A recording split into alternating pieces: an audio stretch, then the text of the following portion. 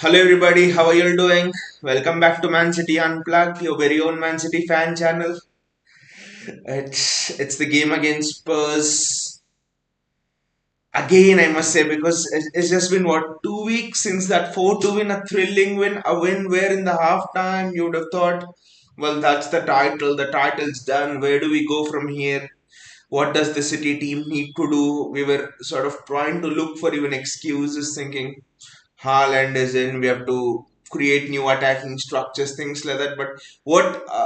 But how much can a 15-minute great? How much can a 15-minute space of football change the complexion of an entire season? We have seen it before, with Gundogan, for example. I think in COVID hit season, we were down the rocks. We were seventh or eighth, and then City blow Chelsea away at Stamford Bridge in that match. I think sort of November, December-ish. 5-0 something, you're 3-0 up in the first 15 minutes, and bang on, the season started. So you never know what can kick start a season, and you never know what can derail a season. So interesting times, I would say. And one of the things here is, I didn't quite realize it, but it's been going through a lot on social media, especially that City haven't scored a goal still in this new Spurs stadium. Since this new Spurs stadium has come, City have not scored a goal at all, so that will be a challenge. It'll be interesting to see what Pep Guardiola will actually do for that. There's no doubt about it. We need to win today. We need to win. Possibly in terms of our away games, I think this and Arsenal away on Feb 15th are our two toughest remaining away games. I know there's no easy game in the Premier League.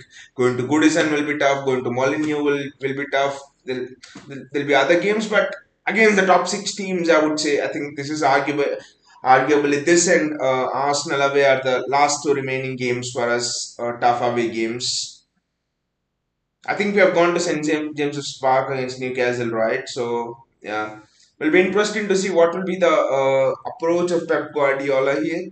The team is put out. If you can look at the team is put out, it's actually got something very interesting in it. On paper, if you look at this 4-3-3, if you look at it in the perspective of a 4-3-3, you'll think that what has it done? You'll think that probably Pep has set this team up just for disaster. Walker in a back four is as good as David Luiz playing in a back four. So Walker doesn't. Walker isn't suited to back four, especially you saw the game against Southampton where Walker, the centre back, was responsible for one of Southampton's first goal and stuff like that. So Walker for me is not suited. But when you just push this system a bit more, and when you sort of try to get inside Pep Guardiola's mind little by little, then you can actually observe that he there's not a back four. I mean that is no secret, but just to get a glimpse of what Pep Guardiola wants from this team, it's a back three: Nathan Ake, Akanji, Walker. That is obvious, everyone knows. But what I want you to do is now Rodri, Lewis, and then I think it's Bernardo Silva, Alvarez, two up front, and then it's Grealish, Mahrez, and Haaland. Now you would say, why did he drop to Brian? Why is Alvarez playing? So the thing I think is the common quality between Bernardo Silva and Julian Alvarez is their energy, the way they press. Once both Bernardo Silva and Alvarez start pressing, the other team is just as good as suffocated. There's no time on the ball for them to play play those passes. And actually think the reason he's played both of them is we know that Spurs are a great threat on the counter attack, and and and I mean by playing both Bernardo Silva and Julian Alvarez, what you do is you don't give time and space for their midfielders to Rodrigo Bentancur, for example. However, you don't give all of them time and space to look up and play those passes to Son, play those passes to Kulusevski, play those passes to Kane. So I actually think that Pep doesn't. The tactics for this game is Pep does not want time and space on the ball for Spurs midfielders. So that's why he's picked Julian Alvarez and Bernardo Silva. There's nothing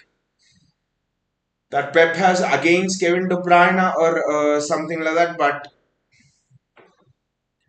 But I just think against counter-based teams, against transition teams, you should not be surprised if Pep actually goes with this kind of a formation.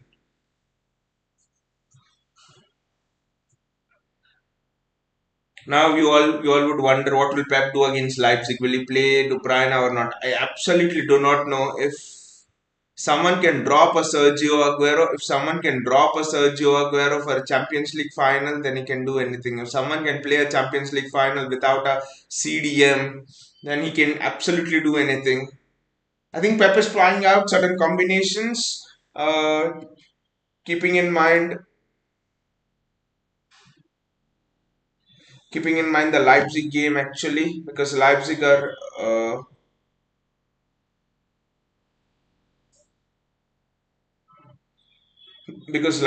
in superb form.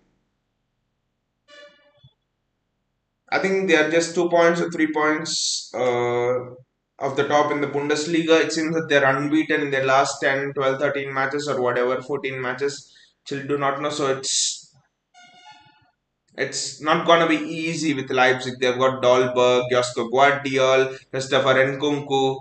So it's not gonna be an easy tie. And I think Pep realizes you need to keep everything tight to win Champions League ties like those. So Pep is trying out his attacking, his new defensive structures in this match. That's what I think. I would not be surprised if Pep benches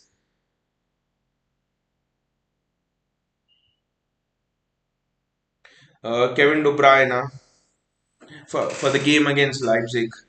Bayaji says this lineup similar to Chelsea first half at Bridge. Either we play free flow or full on crap mode. I actually think we can play free flow here, Bayaji. But looking at this lineup, I actually think Pep has put out this lineup keeping in mind that Leipzig game.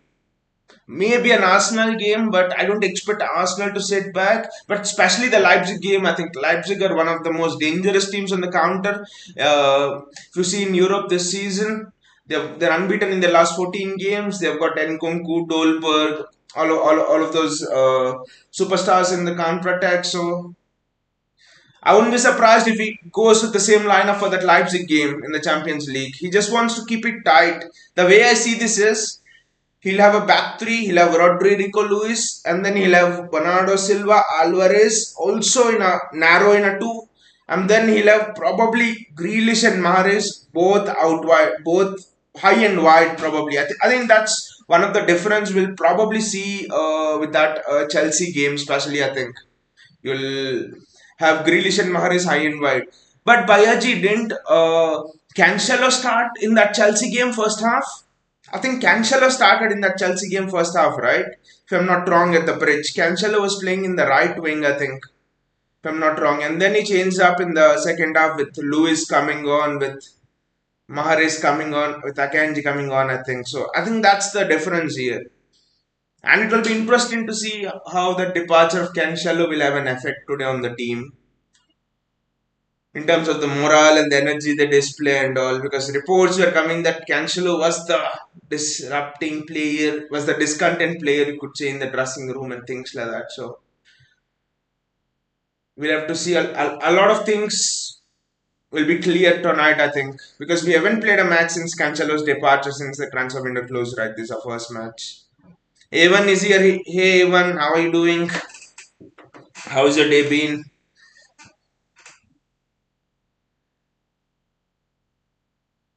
And also another interesting thing is Maxim Perron on the bench. He's taken Cancelo's spot straight away on the lineup. Not in terms of the playing position, I would say, but in the lineup actually. And I have a feeling that Pep is gonna use Maxima Perron more than what people might think, because he's press resistant. They say he's the new Frankie De Jong. Maxima Perron is press resistant, and I wouldn't be surprised if Maxima Perron is ahead of Calvin Phillips in the pecking order. Both of them play almost a similar position, box to box or CDM. So I wouldn't be surprised with that as well. So I think Pep will use Maxim Perron more than we would think. And anyway, another thing I wanted to do with you guys is today wanted to break down why did Cancelo leave? Because it's more than just he's not getting playing time and he's leaving. That's not the story. I think that's just half of the story. I think the entire story is if you look at this lineup, let us think where does Cancelo fit in? Because Pep Guardiola wants to play a back three with this lineup, especially when we are in possession, right? So can Cancelo play on the left hand side? Can Cancelo switch to a back three? He can't. Cancelo is not a good centre back, right? He can't play in a back three. Can't play in that Ake role because Ake does the shift to a centre back and he goes forward a bit. So Cancelo cannot play there. What are the other options? Where can Cancelo play? Can he play in that Walker role in the centre back position beside Akanji? No chance. Laporte, John Stones. Cancelo is not a defender. So so that's actually not Cancelo's position. Can Cancelo play in the Rico Lewis role? This is what people were telling. Cancelo, Rico Lewis came in and he put Cancelo out of the team. That is false. That is absolutely false, I would say. Cancelo and Rico Lewis are two different players. Rico Lewis, for starters, is press resistant. It is close to impossible to press Rico Lewis. Pressing Rico Lewis is as good as pressing Xavi in his prime. I won't say I'm comparing him to Xavi, but Rico Lewis is that good already at 18 years of age. So, but Cancelo is not press resistant like we have seen in the Southampton game. Southampton's first goal, if you see, comes from Cancelo losing the ball. Cancelo inwards loses the ball, and then Southampton hit us on the break. If you play in a position like Rico Lewis position, then you absolutely can't lose the ball. So Cancelo is not press resistant. He's not a strong carrier of the ball into the midfield like a Bernardo Silva, like a Rico Lewis, or like even a Jack Grealish, or like a Julian Alvarez, like a Frankie De Jong.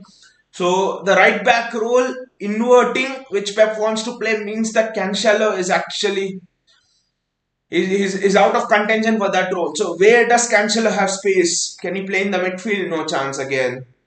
Can he play on the wing? That's why Pep played Cancelo on the wing at the bridge, if you all remember. Is it at the bridge? I think it's at the bridge. Right wing. And Cancelo was scrapped. So the only position that Cancelo could have played in this team is on the right wing. That's it. There's no space for Cancelo in the team in this setup. In the old 4-3-3 setup, there was space. But right now, there's no space for Cancelo on the right wing.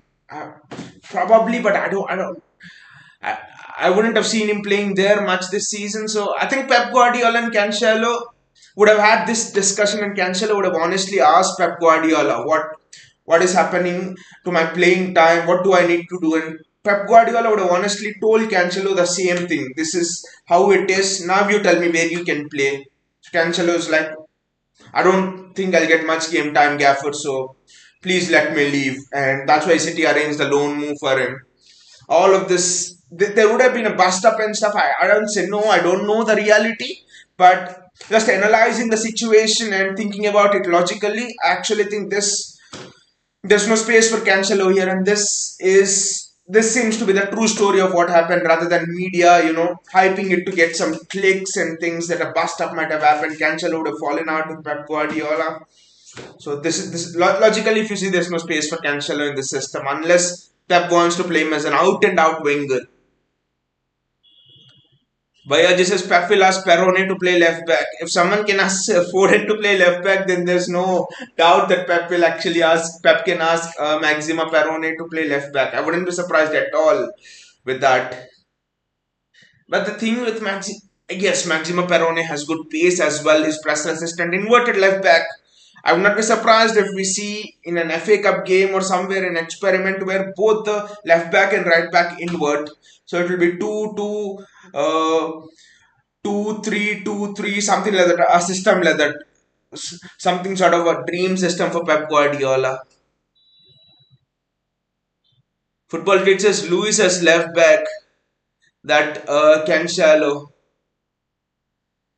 Again, football critics, Lewis left back, probably he could play, but since in the system the left back also, okay, he plays as a three-stroke four, which means he also plays as a centre back when we are in possession, right?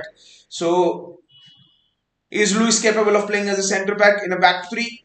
Probably no, at least at this stage. What are the strengths of Lewis? The strengths of Lewis are ball progression. Six beside Rodri acts as another outlet if the opposition teams are man marking, Rodri acts as another outlet to carry the ball forward. So if you play Luis as a left back, you take away all those qualities from him, right?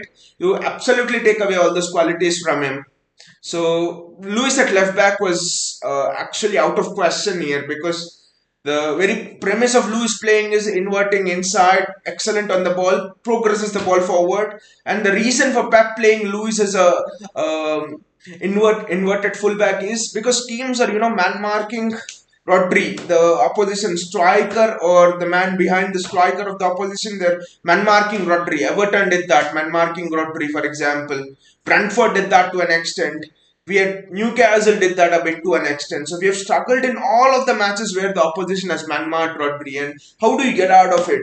The only way Pep saw it was playing Rico Lewis in inverted midfield. Then you have two options.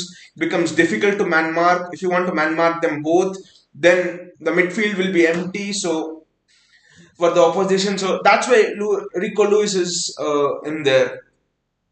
Yasin is here. Hey Yasin, how are you doing? Says very nice haircut and shave. Thank you so much, Yasin.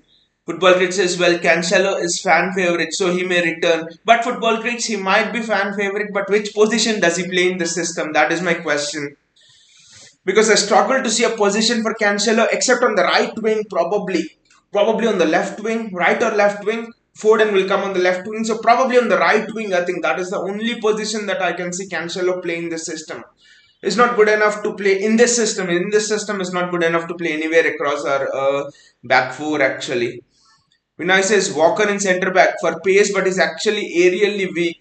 But Vinay, I think in a way we are going to transform into a back three. So Walker right sided centre back, Ake left sided centre back, and Akanji in the middle. So I think in a back three, probably Ake should be fine, but in a back four, I would be absolutely worried and jumping on my chair if Kyle Walker played. But for pace, I understand. And if John Stones is fit, I think Stones starts this match over Walker. Football Critic says Lewis will go up front. Walker will be playing as third center. Exactly. Lewis will invert into the midfield and Walker will be playing as a third centre back. This system is going to be three at the back.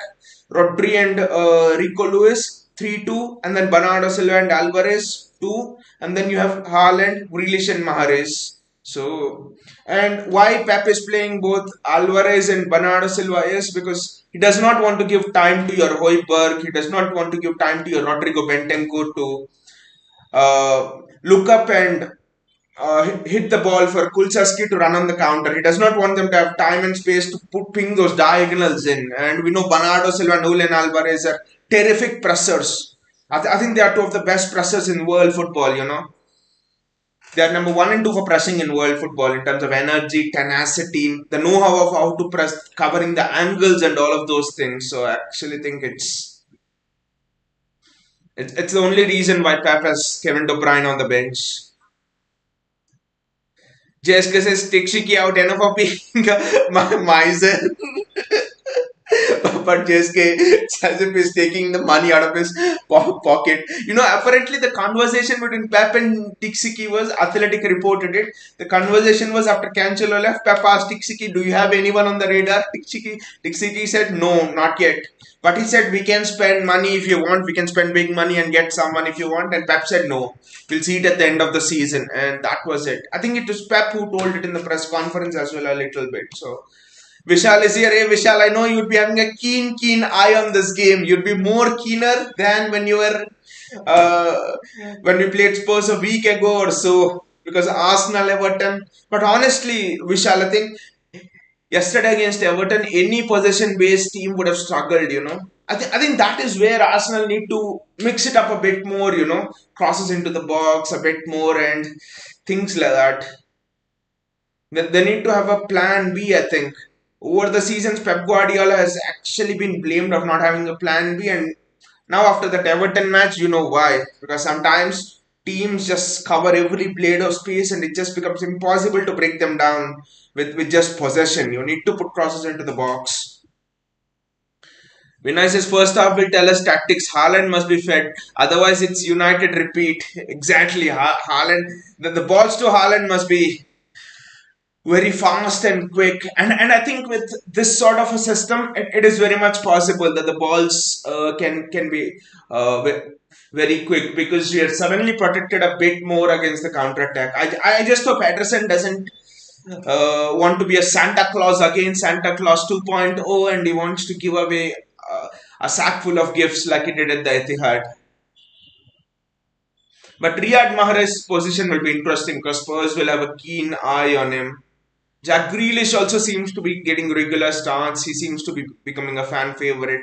Will be an interesting match for me. And also the thing is, after a long, long time, City have had a week's rest to prepare. But we all know it. Sometimes that might not be the best thing for City having a week's rest. Football fixes maybe getting an extra midfielder like Bellingham or Rice will help cancelling that left back or right back slot because Walker will leave eventually. Cancelo will stay. I have this feeling.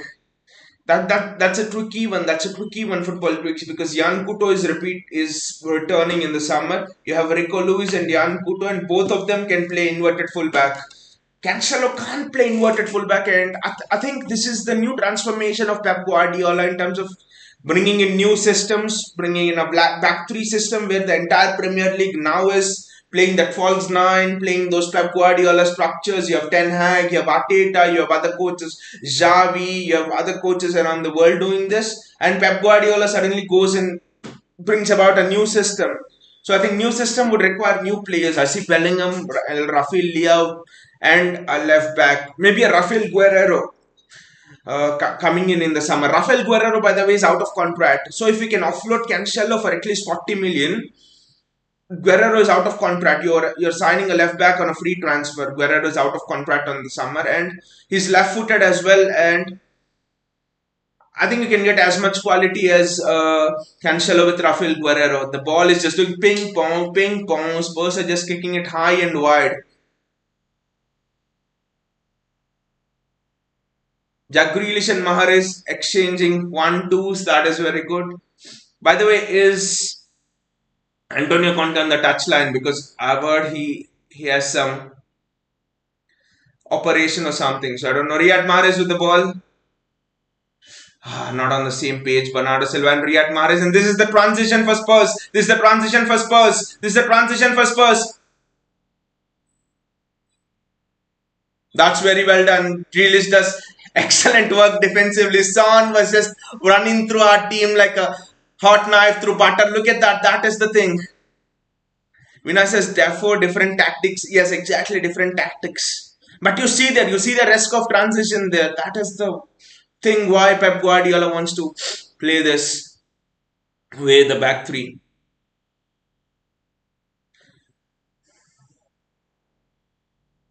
The Grealish, Nathan Ake, Rico Lewis, Nathan Ake, Manuel Akanji. Football Grid says we are going after Robinson for cheap, I think, which was eventually the plan, getting him for less than 35 million. But Rafael Guerrero has to be a potential option, Football Grid, because Rafael Guerrero is out of contract in the summer. So you can get him on a free.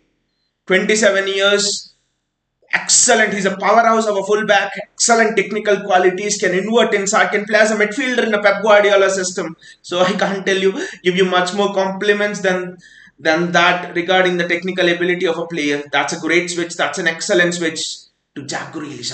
Looked an excellent switch, but was a crap switch, to be fair. Emerson Royal running.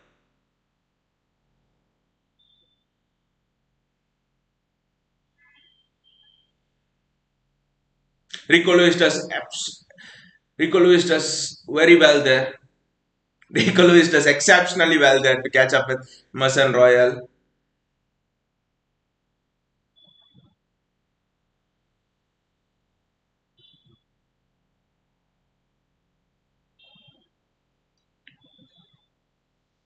What aren't we playing a back three? No, it's Kyle Walker actually, and Rico Lewis is playing in the left back position. Wow. Then I got the lineup wrong. Actually, Rico Lewis is playing in the left back position. Wow. Interesting. No, he's inverted into the midfield now. Okay, he's inverted into the midfield from the left hand side. This is interesting. That's a foul in favor of City. The tactics are different. Walker is playing on the right hand side. Rico Lewis is inverting from the left hand side. So different tactics. So it's not a back three then, because what we all were expecting was what we have seen in the previous games. JSK's Robinson can be potential option of left back position. Yes, Anthony Robinson of Fulham, I know, but I think Rafael Guerrero is a superior option to him potentially. Probably a bit of injury worries, but he's out of contract, so you could snap him up. Riyad Mahrez with the free kick.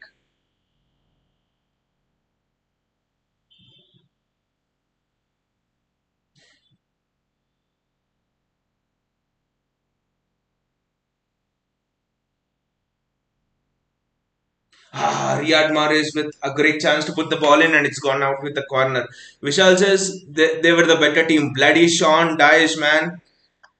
I mean, there are a couple of factors there. They were the better team, and the reason for that is, they're down in the relegation, and a new manager. It's the new manager bounce. The crowd was behind them. Sean Dyche made things absolutely clear, whereas Frank Lampard was not giving clear instructions. I think Sean Dyche told, kick the ball high and wide and win your individual battles and things like that. Ah, nice header by Ake, and probably I think Ake could have gone for goal there. Just because he literally nullified who is James exactly. Anthony Robinson. Even did he nullify Salah as well? I think yes, and he was good for us also when we played Fulham. I think apart from that penalty uh, which he gave us. That's well done, Erling Haaland. Erling Haaland just couldn't get his shot away there. That's a corner for City. That's a corner for City. Vinicius Kane must be marked properly. Good that Rodri isn't loan. If Rodri is loan, we just get thrashed. If Rodri is loan, we just get thrashed, Vinay, because we've seen in the previous games, Brentford, Newcastle, whatever we have lost or considered goals on the counter, it was all because Rodri is loan. Bernardo Silva. Ah! Son gets to the ball first, and that's a free kick for Spurs. But he had to do that. He had to do that. Julian Alvarez. Otherwise, Son was running on a counter attack. Good work by Julian Alvarez.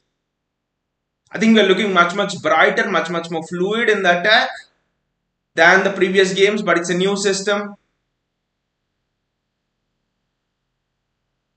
Look at that now. I think it's Akanji, Lewis, and Ake who are forming the back three, and Lewis is actually doing both. He's playing as the third central defender, 3/4. At 18 years of age, what an experience it will be for Rico Lewis, right?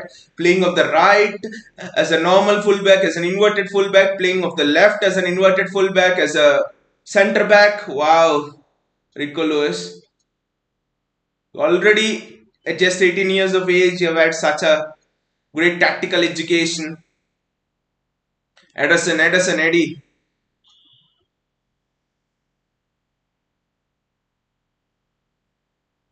JSK says Ederson should be sold next summer. James Trafford should be made the next number one goal key. James Trafford is an interesting. There are a couple of interesting prospects coming up from the academy. JSK. Oscar Bob is another one who I'll keep an eye on. He just seems to be Mahrez losing the footing and the ball at the right moment, at the wrong moment, I would say. Just not able to get that final touch on the ball, that final pass, right? No, it's been like that all season, and Spurs are coming now on the counter. It's offside. Kane is offside. But Spurs are looking bright on the counter. It's a much more open game, right? Than it actually was at the Etihad. At the Etihad, with that system, the game was absolutely closed.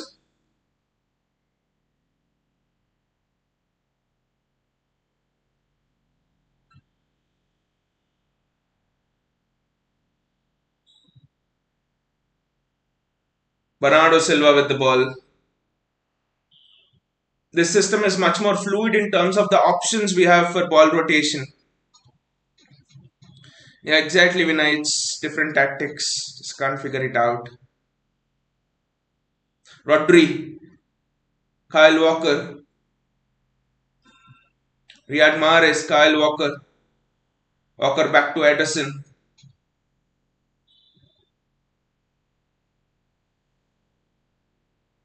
Erling Haaland as well to get the ball to Jack Grealish. Jack running through the midfield. He's another one who's unpressable. Jack Grealish, Kyle Walker joining the attack. He's making one of his inward runs into the field rather than overlapping. Underlapping runs, Walker, Riyad Mahrez. There's no space over there. Rodri, Nathan Ake, Jack Grealish,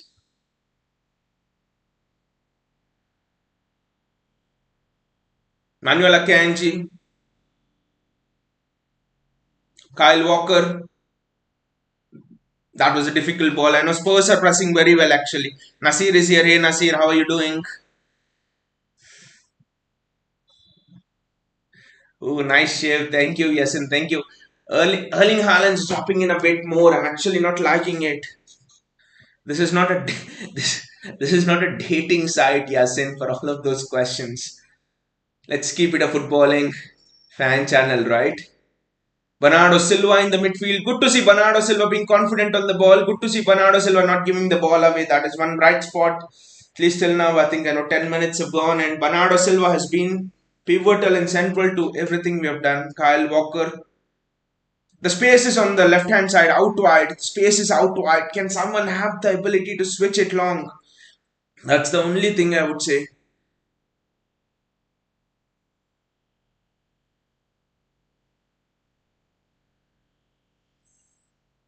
Nathan Ake, Rodri.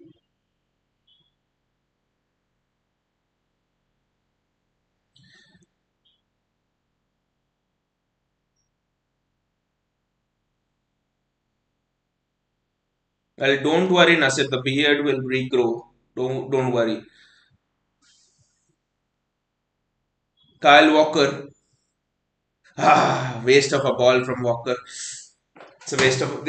I think this is where having Walker can sometimes be a bit of a nuisance for Pep. He's not technically that good enough to pierce through tight spaces.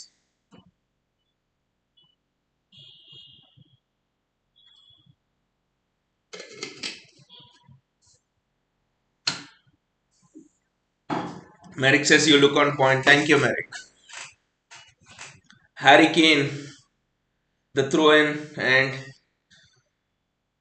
I think this is where it will be interesting to see how Pep utilizes Walker because he's very effective and overlapping, but underlapping, I just don't know how effective he can be.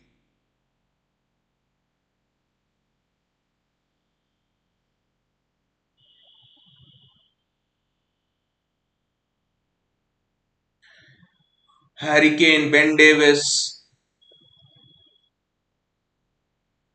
have to put more balls into the box after 10 minutes. That's the one thing which I think every one of you will agree with. Rico Lewis receiving the ball in the center. Rico Lewis, look at that. Harry Kane is just not able to press him. Harry Kane is one of the best pressers in world football. Erling Haaland onto the ball and Rodri retrieves it. Rodri does well. Switch. Yeah. Great ball into Jack Grealish. Emerson Royal, I think Jack decides to recycle it. Rico Lewis, Riyad Mahrez. Ah! There was a foul on Emerson Royal. There was a foul on Emerson Royal, but the ball was extremely good. The ball was extremely good. You probably wanted a Erling Haaland on it and not a Jack Grealish coming onto it. It's an extremely good ball. Well read by Royal, I would say, but very good ball.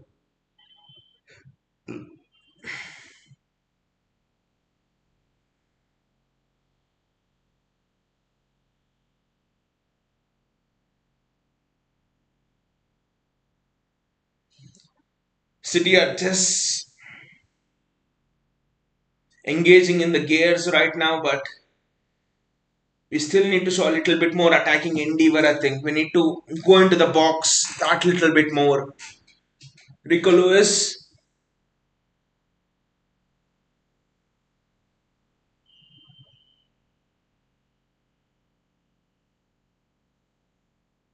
Kyle Walker.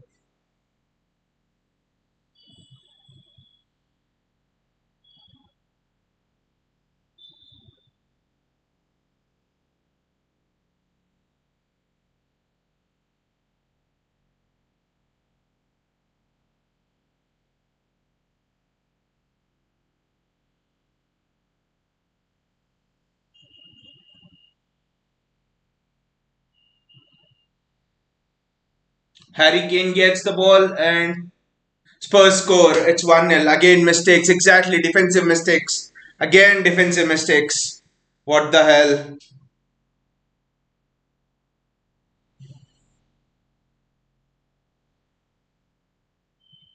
Again, defensive mistakes. Again, getting caught at the back. Again, it's a gift. Again, it's a gift to Spurs and nothing more. Again, it's a gift. Why the hell do we just start giving out gifts like this? I don't understand. Again, again, mistake from the centre backs.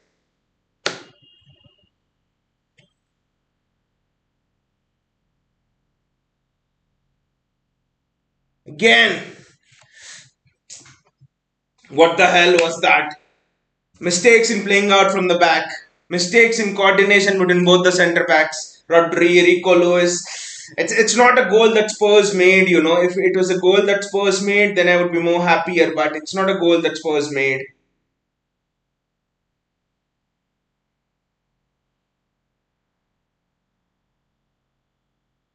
It's a goal that we have gifted Spurs. It's a goal that we have gifted to Harry Kane.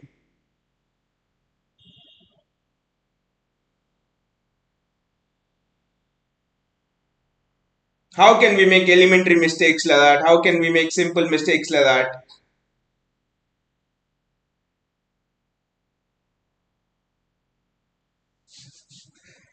This is not the City which we have seen in previous title races, I must admit. When an opponent drops points, City smell blood.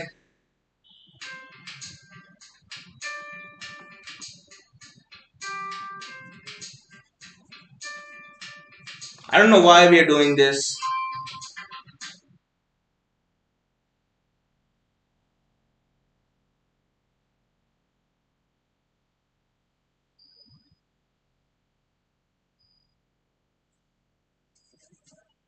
It's a Spurs throw in.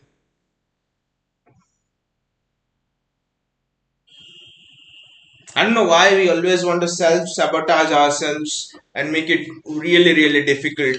Make a comeback.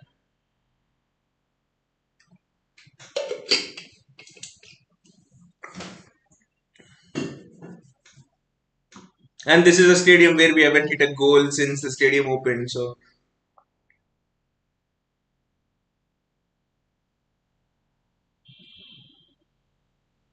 well done by Jack Grealish. Sorry, well done by Bernardo Silva. He gets the ball.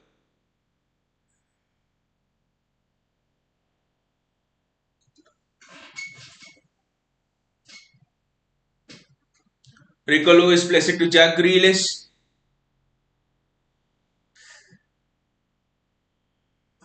Just that we are not able to string two passes together in field.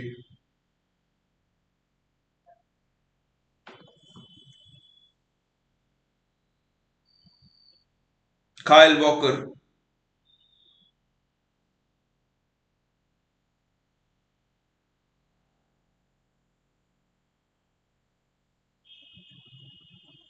Rodri, Rico Lewis,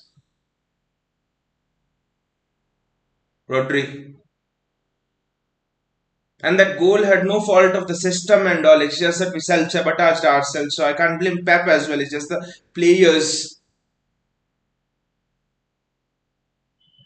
I think it was the mistake of Rodri again, to be fair. Nathan Ake,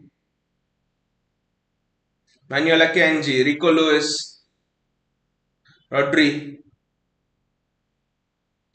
Bernardo Silva. Ah, could have actually found Jack Grealish, but the run he's been on, I wouldn't blame him that he went on to shoot. But good play by Bernardo Silva. That is Bernardo Silva almost at his best, running at defenders.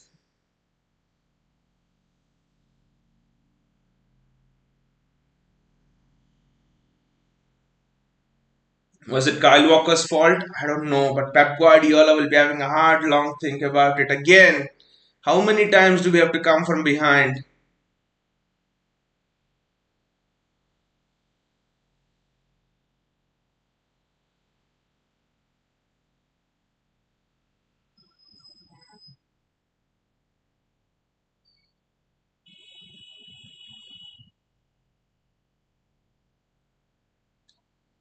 Will be a difficult game from here on. Kevin De Bruyne is sitting there and thinking, why am I not starting? Obviously because of the system, but probably I think if it remains like this at half time, he needs to bring on Kevin De Bruyne. There's no choice.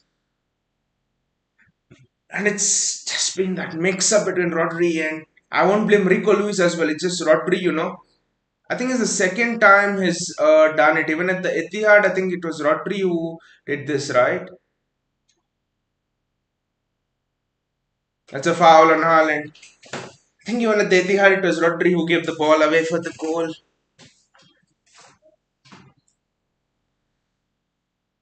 Ederson out, but Ortega in, right? I won't be surprised at this rate if Ederson doesn't start in the Champions League games and Pep goes with Ortega. Ortega has been excellent in the Cups. Almost a good ball. Julian Alvarez trying to run onto it. 20 minutes gone and 1-0 down.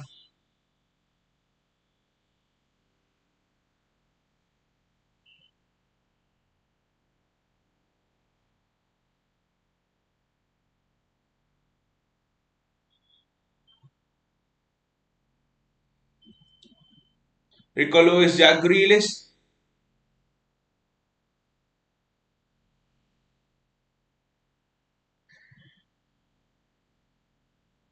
It's a free kick to Spurs. We're just not able to. This is. It's not the system as well. It's just that we are just not able to rotate the ball well. Mohan's Pep system works on wing play, and with no natural fullbacks, you guys can't play through Spurs centrally. But he's changed the system, Mohan, this season. He's not relying on wing play as much. He's relying on his wingers cutting inside, actually playing his inside forwards. That is what Pep is doing this season. He's changing in this season. It's not the same City of the Centurion season or things like that. Jack Grealish,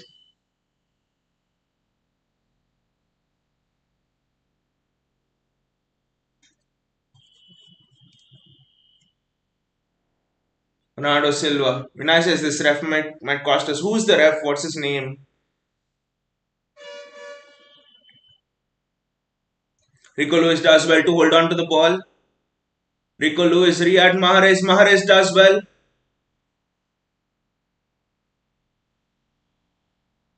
That's why didn't he play? Why didn't he play an advantage there? Why did he have to call the play back to book Rodrigo Bentancur? Just don't know.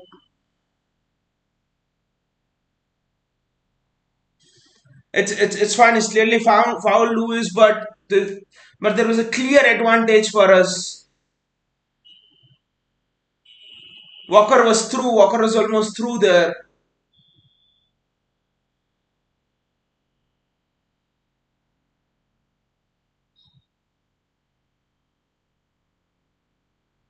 It's a free kick with Riyad Mahrez on it.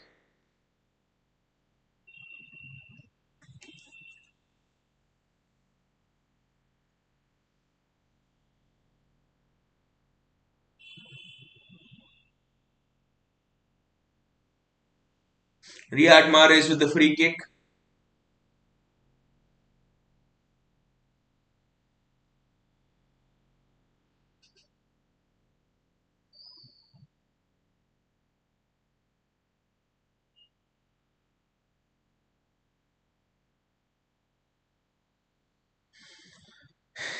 Exactly, JSK, ref being ref. This season, we have had a few dodgy decisions. The one at the Old Trafford, especially, and we've had our share of dodgy decisions this season. Another thing about Arsenal is most of the refereeing decisions, okay, that Old Trafford one, but it went to VAR, but they haven't had dodgy decisions for much of. They haven't had any dodgy decisions, I would say. Erling Haaland,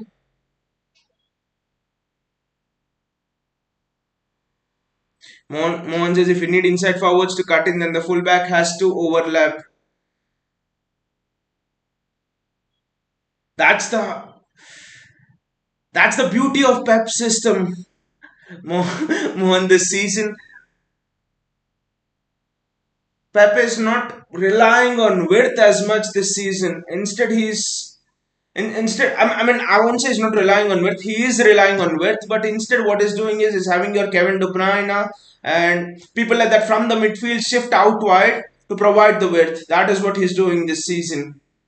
That too just for crosses. Or generally, the system is created is play narrow, play narrow. That's what Pep is actually doing this season. He's just trying to compact everything. The fullbacks, he wants both the fullbacks in an ideal world to invert inside. He wants the one winger probably stays wide, but generally he wants the attacking players to cut in and fill the box. And the reason for that is Pep says he wants to prevent transitions. I think Pep thinks he can cut back on the attacking flow, but he wants to be more solid defensively. That's another yellow card. Well done, ref. I think Pep. I think seeing all those decisions, I think Pep wants the Champions League more and more this season. That's why he's trying to prevent transitions as much as possible.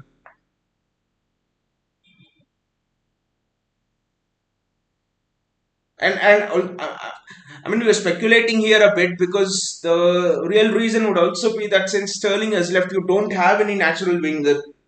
Could be the reason, but the general consensus is that Pep is shifting towards a new system where inside forwards play a pivotal role. Probably people from midfield can go out wide a bit and dictate play and things like that.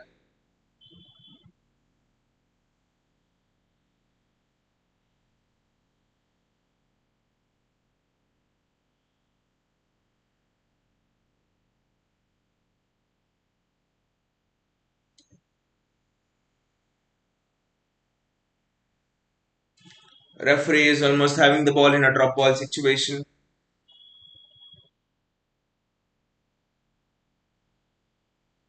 Rodri, we need to get a goal back before half time.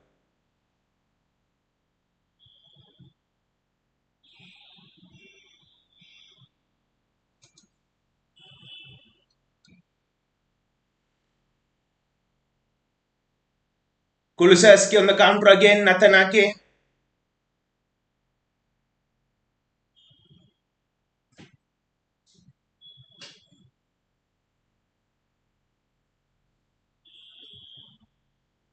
It's a corner for Spurs. Well done, well done. It's a corner for Spurs. Well done, Jack Grealish. City need to get a goal back. I don't know how. I can't see how.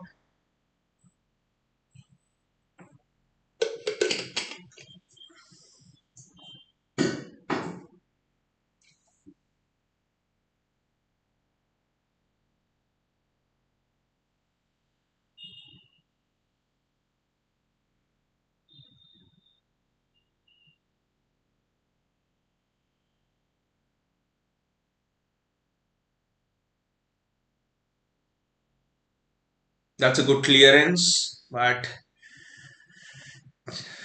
there's been nothing on goal actually. Nothing on goal since that Spurs goal has went in. We have not attempted any shots on goal. Are the numbers for shots on goal zero or something? Does Pep have a rule that whatever you do, you only play 45 minutes of football? That's it. Whatever you want, just play in the second half. The first half, we won't do anything. Is that a rule in all of our away games? Because at Stamford Bridge, we have been doing that. Against Spurs at the Etihad, we have been doing that. Against Arsenal, potentially, we played well in the second half than in the first half. So, I do not know. Arsenal fans would just be rejoicing. Lot and a lot and a lot.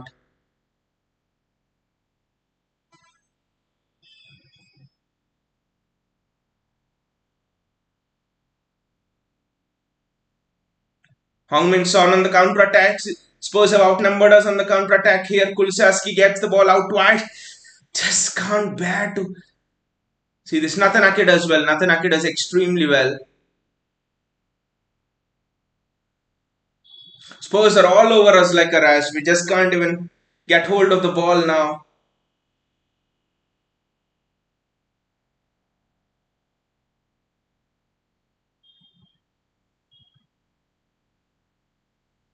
That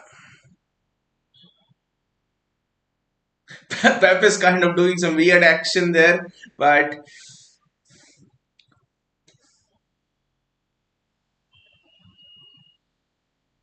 half an hour of the game gone almost, and we have nothing to show for shots on goal.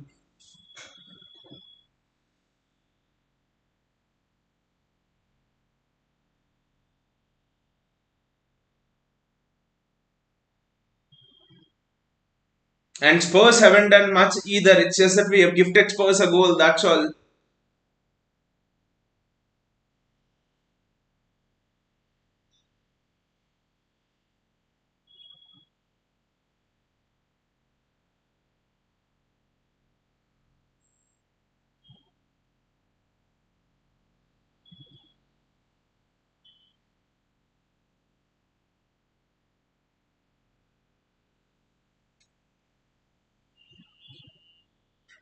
Vinay says, honestly, we are done. Yeah, he just missed a free midfield pass. I've seen that.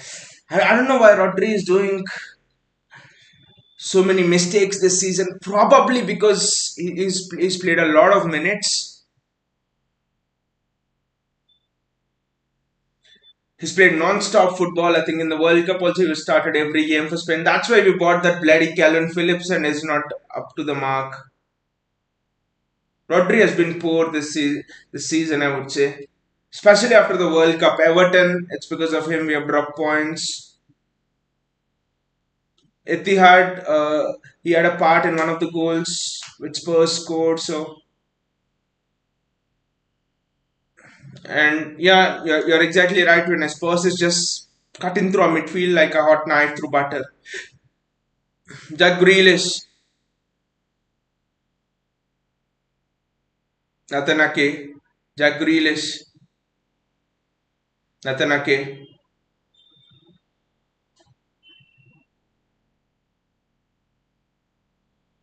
Rico Lewis, Natanake,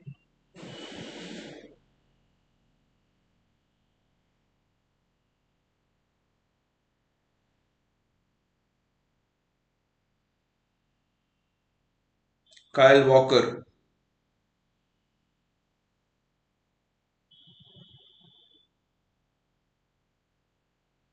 And we're struggling with Kyle Walker as well. They're giving him time and space on the ball, and he's just not able to do anything.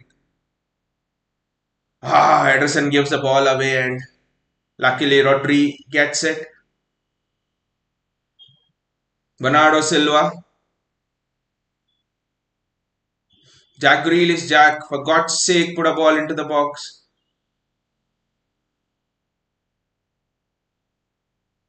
Spurs clear it.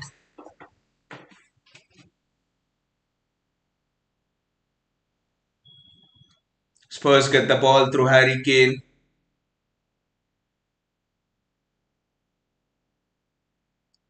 Emerson Royal, Kulusevski,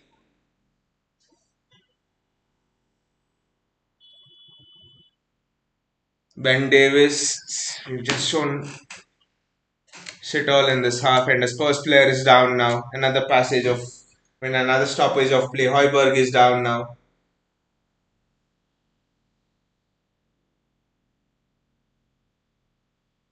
Jack Grealish is down as well.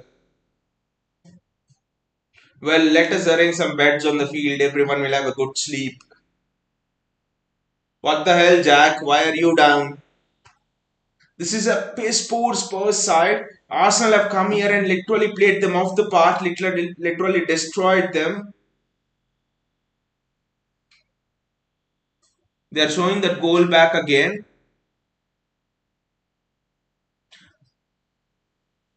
Rodri. It's a simple Rodri mistake. Rodri is given it to Harry Kane. It's a simple Rodri mistake. It's a simple Rodri mistake again. Rodri is just given it to Harry Kane directly, telling him to score.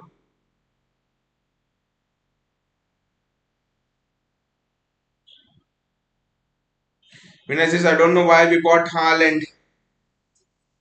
And it's not that Haaland has not had goals, 25 goals, and yet we are struggling for shots on target.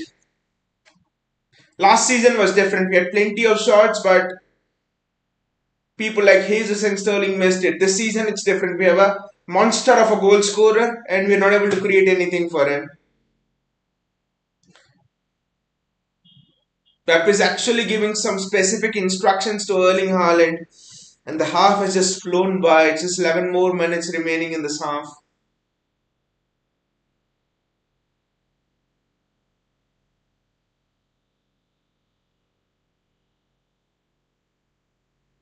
Pep has spoken specifically to Haaland and is giving him some specific instructions.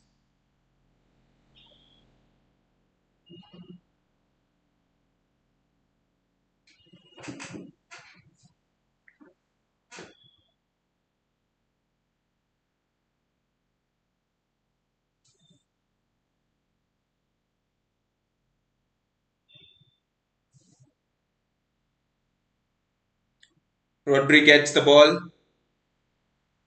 Last season, Rodri has not done a single mistake. This season, in the last four matches, he's done three mistakes. Against Everton, his mistake led to the goal. At Etihad, his mistake led to the goal. Here, his mistake led to the goal.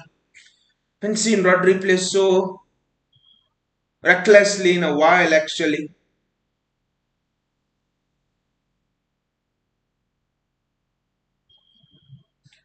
Long ball from Ederson. I don't know what that will do. Look at that again. Rodri again losing the ball to the press of Son. When is when has Rodri been pressable? I don't know. Bernardo Silva, that's a foul. The ref hasn't given it, but there's no problem. City have the ball back. Bernardo Silva on the ball now. You see Bernardo Silva slotting inside. Aside Rodri and that was a good ball, almost into.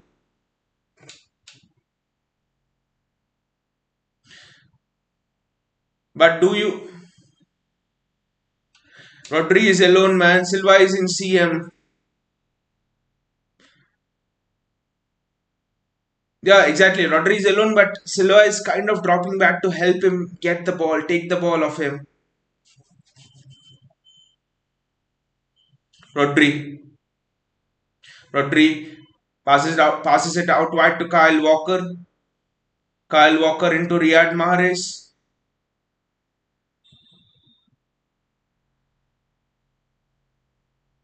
Silva is more advanced. I see that Vinay. Silva is more advanced, but now it's Haaland and Bentancur pulling shirts. Yeah, then I think it was just for this phase of play. Silva had gone to take the ball off Rodri. But JSK winning UCL is okay if you lose the league. But do you think with this form, can you beat a Leipzig, for example? Leave all the other teams. Leipzig is better than Spurs at this point of time. They're 10 times better than Spurs. Jack Grealish. Actually, Bernardo Silva with the cross. Bernardo Silva has gone to the left hand side now. I can't believe with Emerson Royal they're beating us.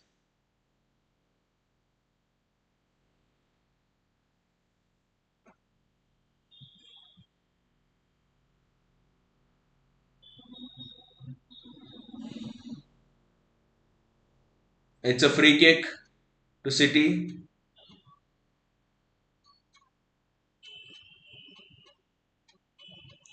Vinay says, why Pep changed tactics? I think it's just to refresh it. Otherwise, it will just become stale And the opponents will eventually catch up. Opponents were catching up a bit to our possession based style, and JS says we can win. Just bench Edison.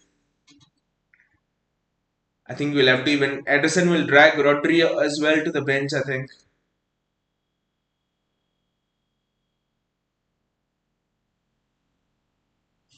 What is the ref doing here?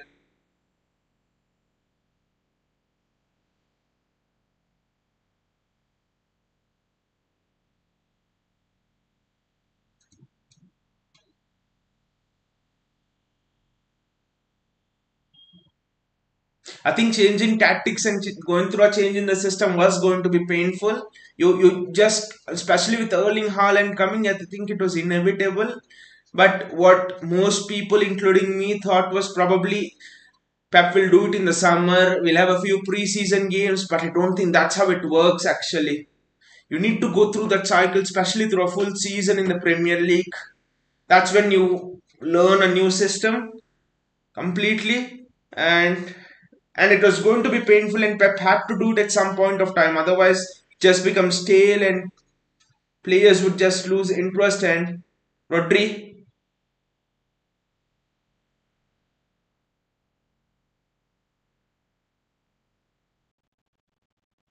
shot on target.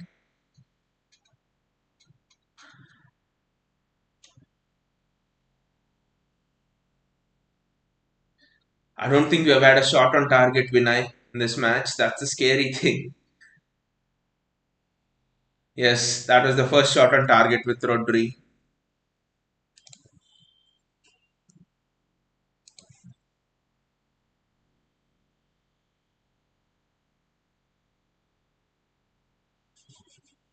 I think I'm a bit delayed here. Maybe I don't know why, but I've just refreshed the stream. So yeah, Rodri having a shot from distance is our only shot on target this half. That's how I think it will be. Kyle Walker, Ederson, Rico Lewis, Rodri, Kyle Walker. Had to play that ball to Riyad Mahrez. Jack is in, Jack is in, Jack is in. Yes, Haaland had the sense to play Jack Grealish in. Ah,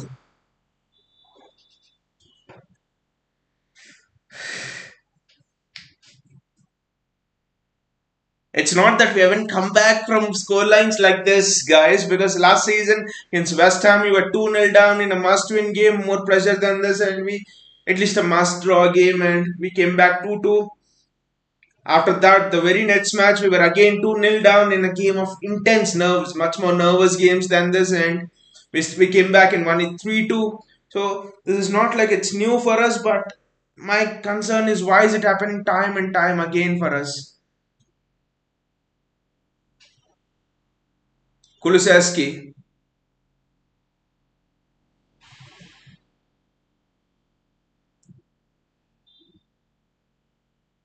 it's a City goal kick. No, it's a Spurs corner. Akanji tackles well over there. Looks like we're not gonna get anything from this half.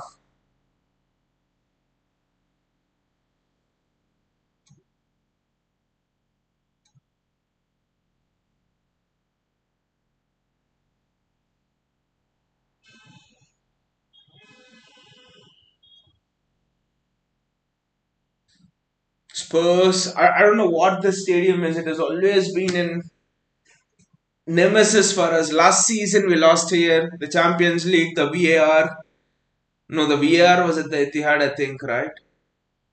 But Sergio Aguero, remember, missed the penalty here in that Champions League tie where we.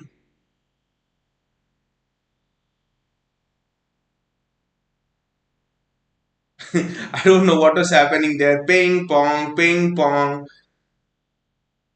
What the hell are we doing?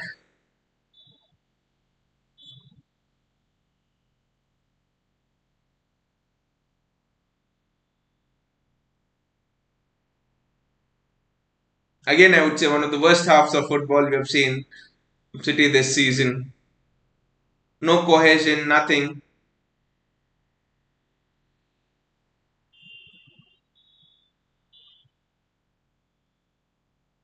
It's a City throw towards the far end of the half. No cohesion, nothing. I think playing Rico Lewis on the left is just not working. The thing from Pep, what I'll not understand is why can't you just play Ake on the left, Akanji, Laporte, and then play Rico Lewis on the right and do. I mean, it's the squad that has actually won ties in the past, right? Again, a shed ball from Rodri. Rodri off, yes, Rodri needs off. Rodri has been definitely off it. Rodri is not himself. And I won't blame him. You're just running the man into ground. Every match he's bloody played every match since the start of the season. Last season he's played everything. Since the start of this season he's played everything. He's played every match in the World Cup. I wouldn't be surprised if he gets Maximum Peron on straight away. I wouldn't want to see Calvin Phillips coming on.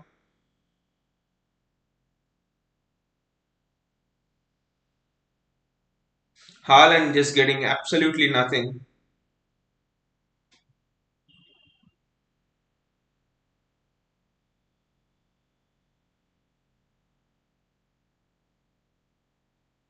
2 minutes of added time.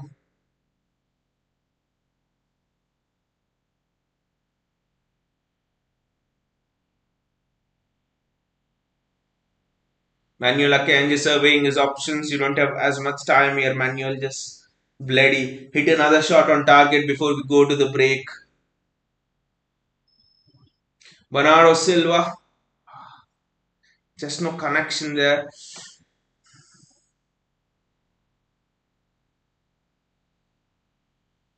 Jack Grealish. How unlucky can that be? How unlucky can that be? What a goal that would have been before half time. Look at the strike from Riyad Mahrez. Hit the post and coming off of it. Kyle Walker.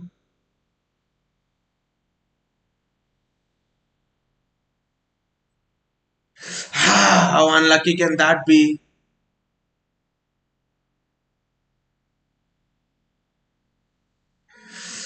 Oh, if only that Riyad Mahrez strike went in, that would just have been wonderful. I think it took a nick of Christian Romero over there, probably. One more chance. Can we fashion one more chance?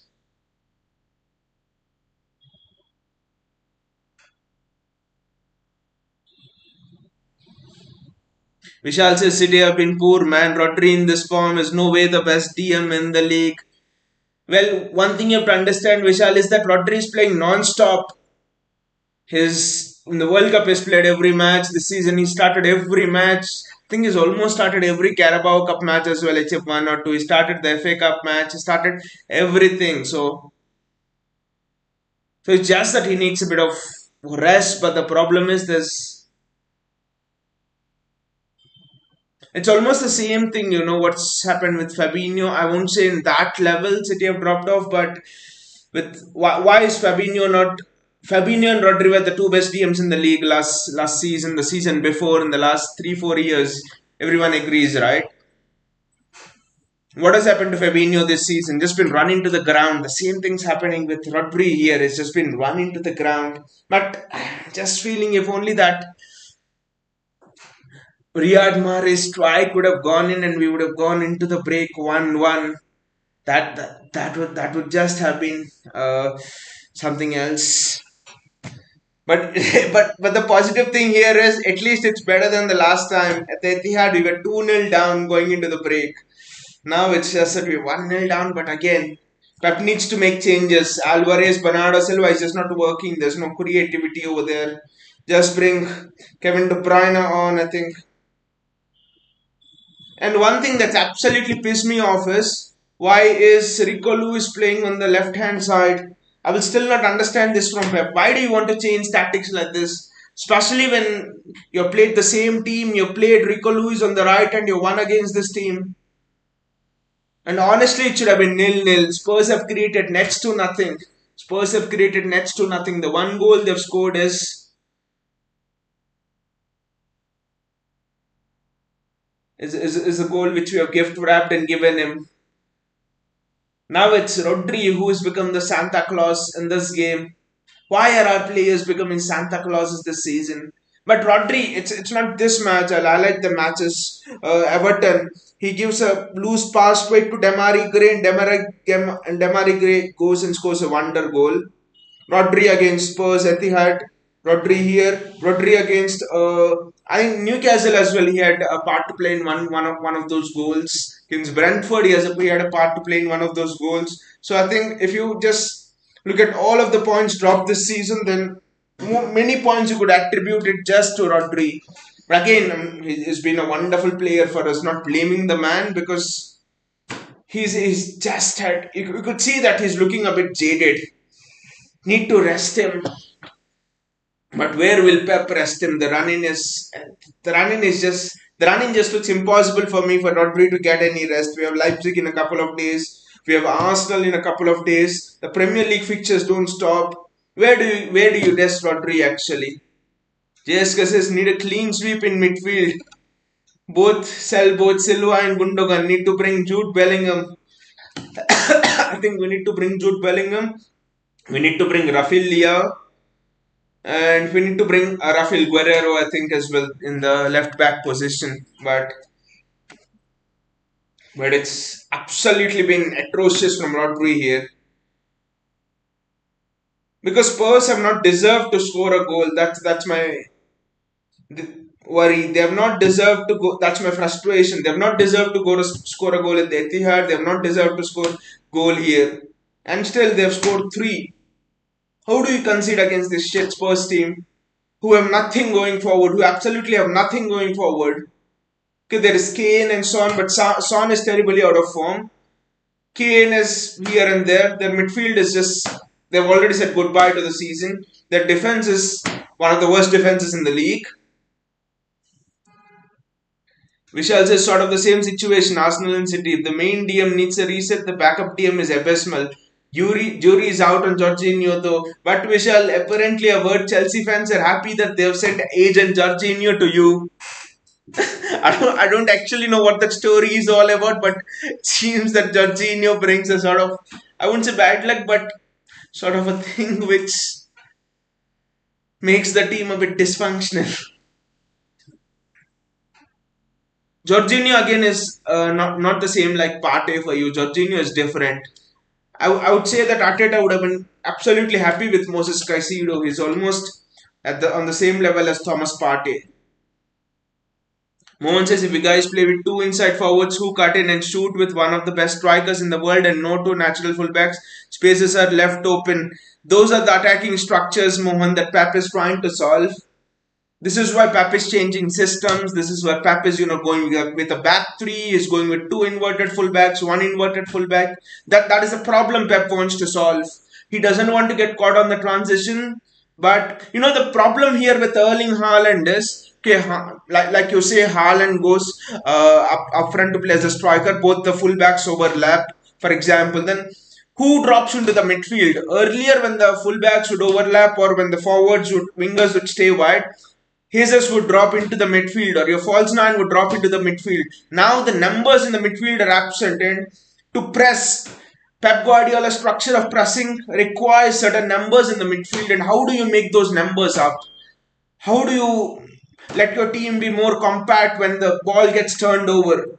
The transition, how do you prevent that transition? How do you maintain that good defensive structure? Which means that now, since the striker is not coming in field, because Haaland is not the good at dropping back and pressing, he needs someone to cut inside. He needs an inside forward so that in case of a transition, he can be in a good defensive structure to prevent it and stuff like that. So I think Pep himself is experimenting a few things here. He is also unsure how is the best way to play Erling Haaland. Jessica says this that new kick can play a CDM. JSK, they call him as the new Frankie de Jong. And the seal of approval, and I know why that new kid will be a success, is because apparently United scouts have looked at him and they've said he's useless. And the general consensus in the transfer market is whenever United scouts look at someone and say he's useless, they turn out to be very good. They've told useless to Julian Alvarez, they've told useless to this guy, they've told yes to Harry Maguire, and look at what happened. So seal of approval given by Manchester United scouting department as well, Maxima Perrone. But they say he'll be as much worth as an Enzo Fernandez in a year or two. He's that good. He's just he's 19, 20, I think. He's is unpressable. Just like Frankie de Jong, his playing style is exactly similar to Frankie de Jong, but is more faster across the turf than Frankie de Jong. Vishal says, man, that's a dirty club with dirty mentality. I know you're speaking about Chelsea here. Vishal, this transfer window, Barcelona ripped them up and they have come to all your targets. But essentially, what I would say is Mudrik and Trossard, I would say probably Trossard is a better signing than Mudrik for you, at least at this point of time, because Trossard is crystal made for his perfectly made for a Mikel Arteta system because he knows how to play those intricate passes and all of those things. So Trossard is a shrewd signing, I would say. JSK says we need to splash 300 million this summer. That is the talk, JSK. That is the talk in the transfer rumors circles. You know that a City are willing to spend upwards of at least 300 million euros this summer transfer window to have a bit of a reset. And the rumor targets are Rafael Leao, Jude Bellingham, throw in a left back, Rafael Guerrera or Anthony Robinson. I don't know. So three of them at least. Probably another centre back if Laporte wants to leave. Vishal says Grealish has been the best defender in the first half. His work rate has just improved tremendously. Respect to him, I would say. Not just the best defender, he's been one of our best players in the last 4 or 5 games. I would say Jack Grealish is improved, but again, you could see the disconnect there in the midfield. I think players are a bit confused about the system. I'll literally be honest here because we can blame this on Rodri. We can blame this on the bad positioning of Kyle Walker. Kyle Walker being useless, going outside and unable to whip crosses in. Erling Haaland not offering much, no service to Erling Haaland. You could say 10 things here and then defend Pep Guardiola, but the truth is that it just seems that the instructions to the players are unclear. The players do not know what to do, and Rico Lewis also looks confused now. The players just do not know what to do. The defensive structure looks very shaky. Don't know what Pep will do in the second half. JS is selects by Declan Rice too. He would be a good centre back slash midfield option, but then comes the Calvin Phillips question. What do you do with Calvin Phillips? That's the big question. Do you offload him off after one season? Probably not. So I think with Calvin Phillips there, I don't think we'll go with another CDM. Vishal says we did well to bring in a brilliant alternate option. Trossard slotted in perfectly. Trossard is just brilliant on his day. But one thing with Trossard is whatever this season has been brilliant, I know. But generally in the seasons past, with Trossard, the thing is he sometimes can blow hot and cold. He'll have this streak of fantastic matches, and then for a few matches, 4 or 5 matches, Trossard is like he can blow a bit cold, for example. So I actually think that that's one of the things about Trossard. So we'll have to see will he make the step up or not. Don't know. Players go to a big club and then they just make that step up easily and they maintain their form. So that is one thing I'll actually observe more about Trossard.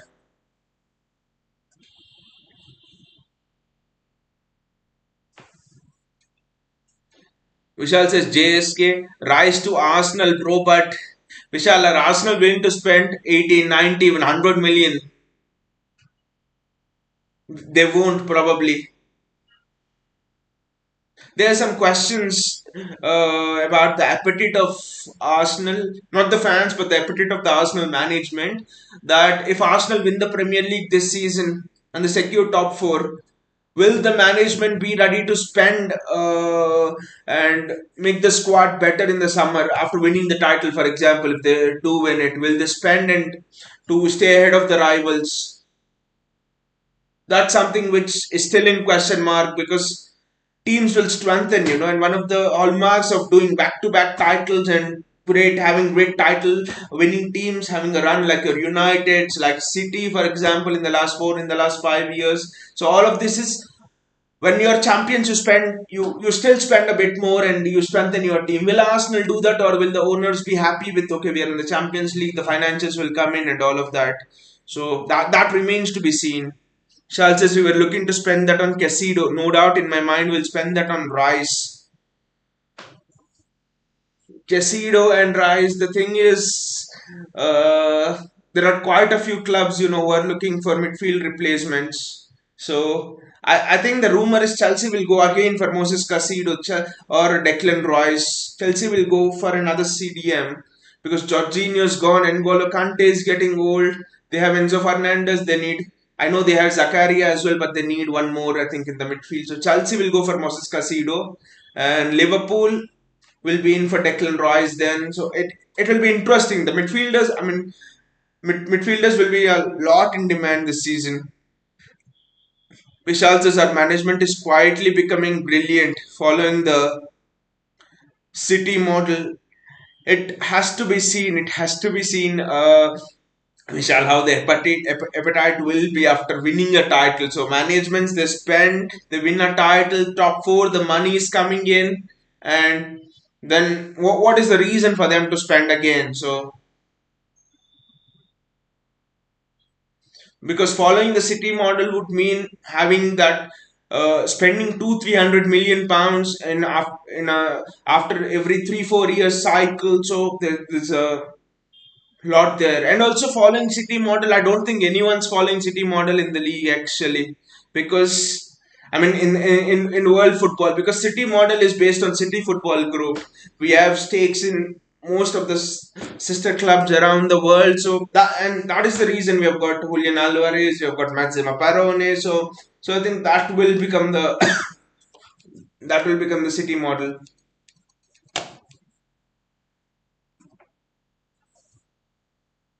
JS says prime Patrick Vieira is the best CDM in history. People might say Sergio Busquets for his trophies because of Messi, but prime Patrick Vieira, oh my god, I have to agree with that. New JSK prime, but I have a few people there.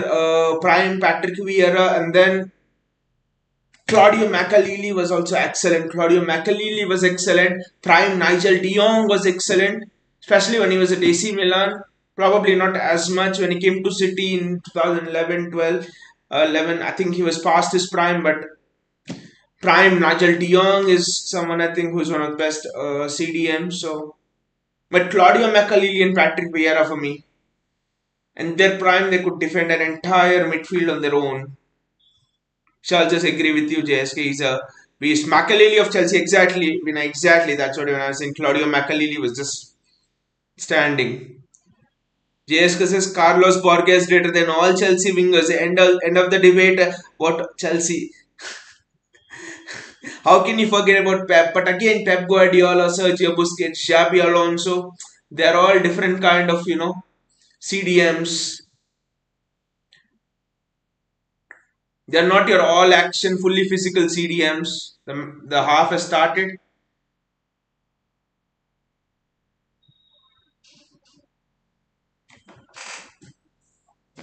Again, Spurs receiving the ball in space, and what a tackle there! What a tackle there! What a tackle there from Kyle Walker. I think that is City looking shaky right from the outset again. Vinicius Pep Busquets have best passing. Pep Busquets, Andrea Pirlo. Andrea Pirlo in his prime was also excellent. His passing is unrivaled in world football. Xabi Alonso, another other manager there. Just in terms of those passing sort of CDMs. City need to get a goal back early on, very early on, like we did at the Etihad, or else it's going to be absolutely difficult.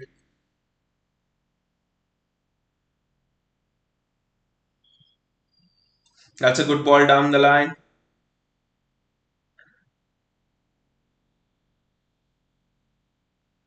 Spurs with the throw in. Kulusevski.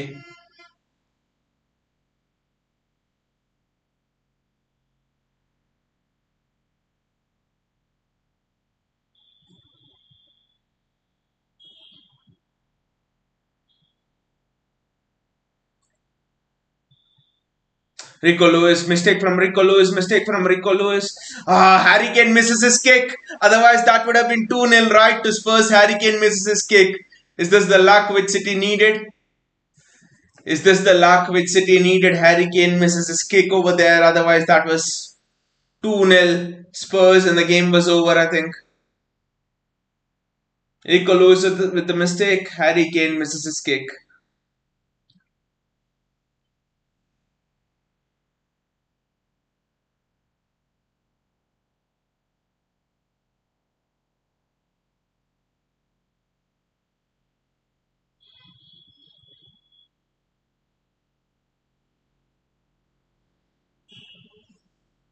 Kyle Walker, Erling Haaland, but there's no one there to pick up the pieces. It's offside from Haaland, I think.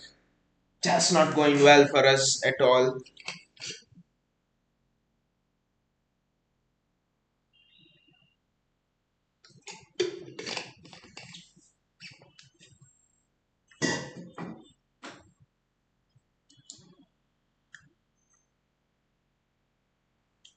That's a free kick to Spurs. Spurs are just getting everything in their favor. Kevin De Bruyne and Ilkay Gundogan are warming up.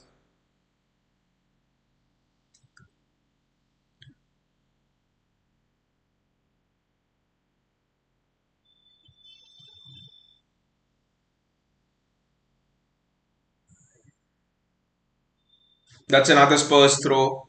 Spurs are bloody getting everything.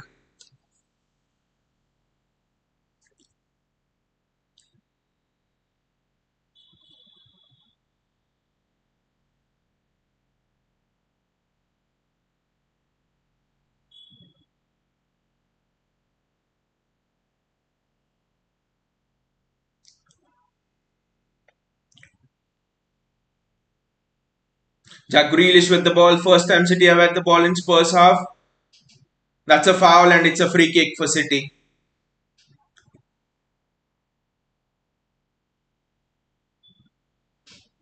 Jack Grealish trying to ruffle the feathers of Emerson Royal.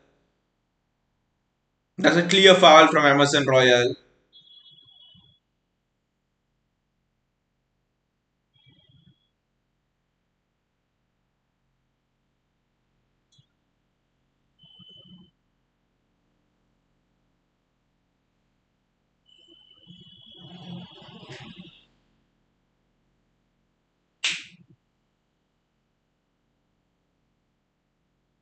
Riyad Mahrez with the free kick.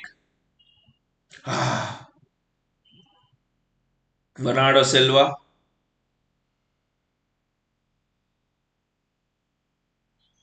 Rico Lewis gives it back to Bernardo Silva.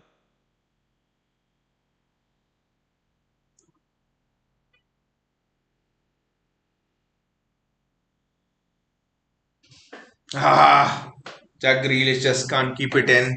Erling Haaland just can't get to it. 5 minutes are already done in the half. Need to get a goal back as early as possible.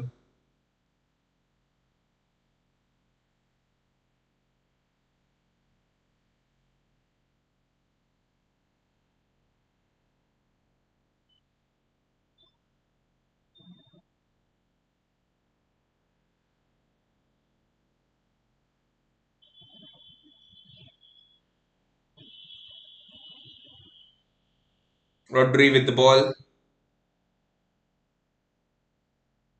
It's not that we've been pummeling Spurs with shots left and right and still we haven't scored a goal. That's okay. That happens in football matches, but just been piss poor, not wanting it, especially when your title rival has dropped points.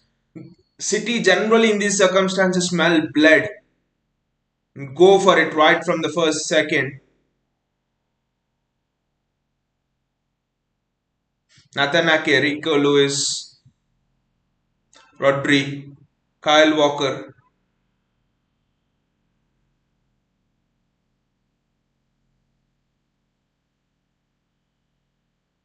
Manuela Kanji,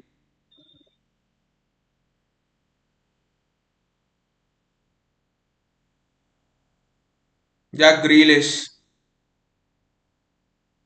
That's a corner for City. Has to be a corner for City.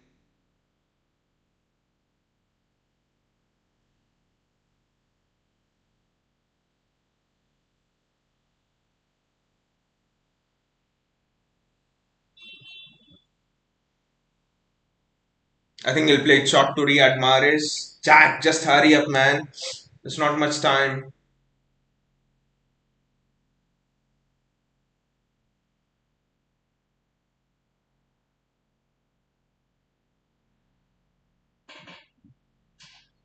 That's gone out.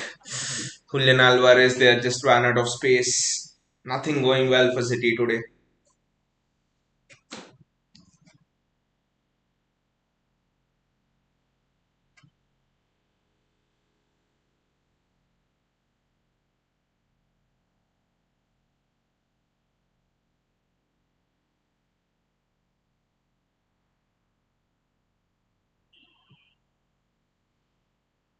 We are not looking in our usual attacking fluence, and Erling Haaland is onto the ball.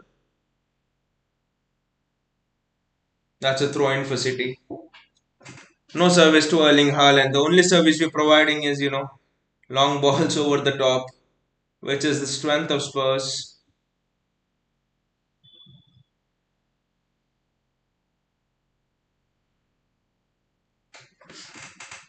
No one attacking the ball there into the box. Just not happening for us. A lot of miscommunication there.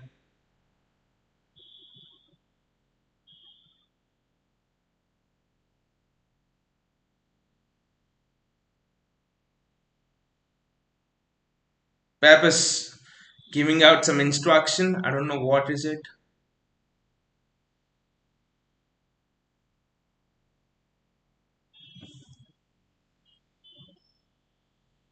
Kyle Walker, Rodri, Rico Lewis,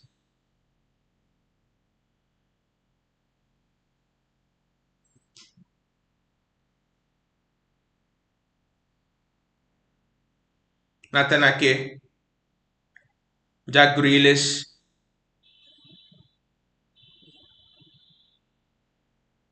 Haaland's just not getting anything.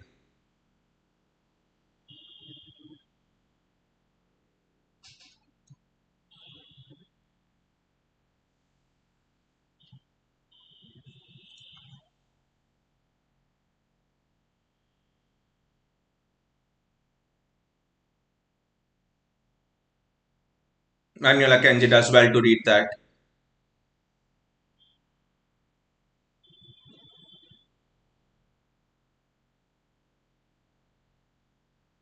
Bernardo Silva in space.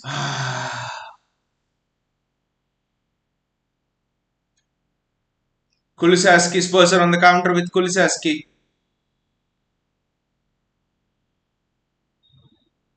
Well done, Rico Lewis. Excellent defending, and it's a Spurs corner. 10 minutes gone in the first half, and we've just had absolutely nothing on goal.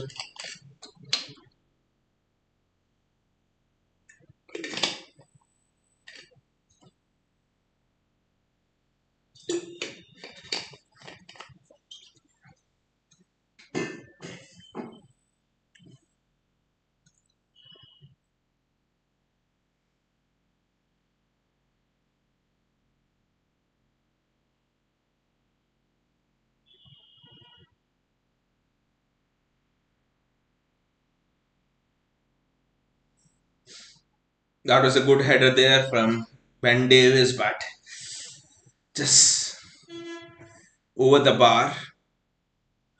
It's surprising that we're not seeing any urgency from the City players here. Don't know why that is the case. Rico Lewis, Rodri.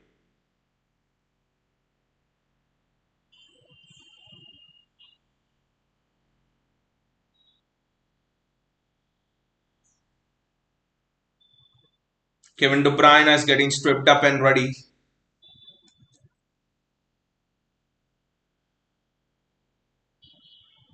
Rico Lewis, Nathan Ake, Jack Grealish, Rico Lewis, Nathan Ake, Daniel Akanji,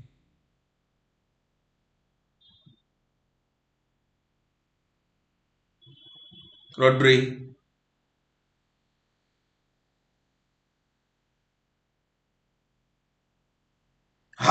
It's just been deflected away from Erling Haaland over there.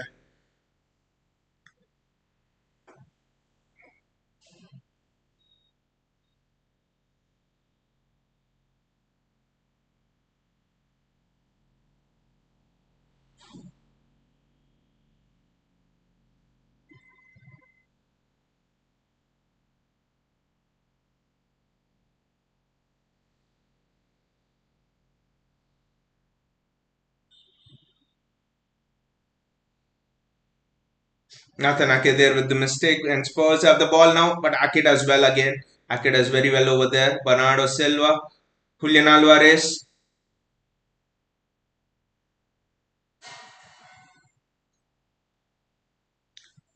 Mahrez off, KDB on. Mahrez had the best chance, I think, in the first half. Honestly, that should have gone in for Riyad Mahrez, but it's been that kind of a day.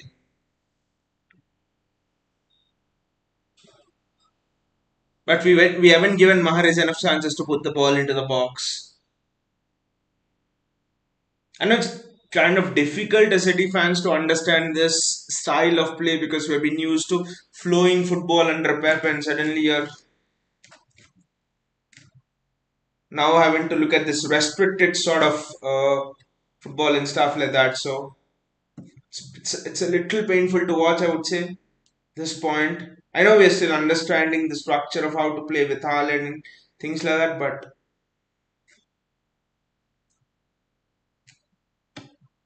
it's a free kick to Spurs. Everything going Spurs' way, and it's almost we're on the hour mark and nothing.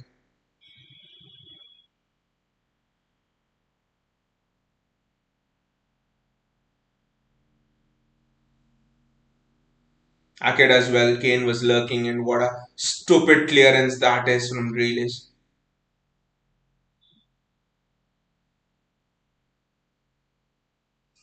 Rico Lewis does extremely well there in the chaos, and that's a foul. City's favour. Grealish has been good today, not in an attacking sense, in all the other senses.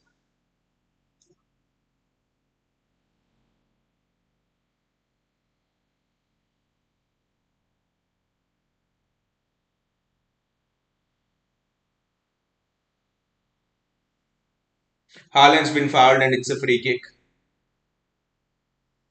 Sorry, De Bruyne has been fouled. Has to be a yellow card, ref. Not shooting range or anything like that.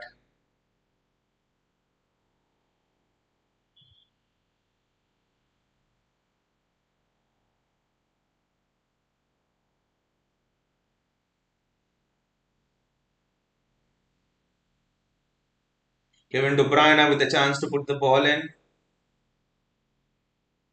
Nothing comes of it. Haaland is frustrated over there.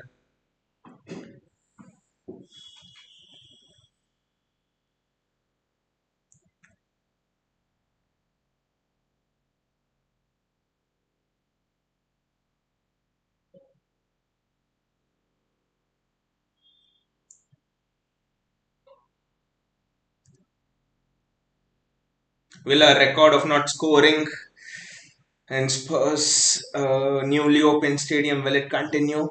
Probably on account of this, you would say yes, but no attacking endeavor, no attacking structure, nothing at all today. Son does well, and I think Harry Kane is anyway offside. And Kevin De Bruyne gets the ball. Can he play in Erling Haaland? Just that. Romero had a head start. I think that is the kind of attacking play you would want from City. The game's just opening up a lot more now to Spurs' liking.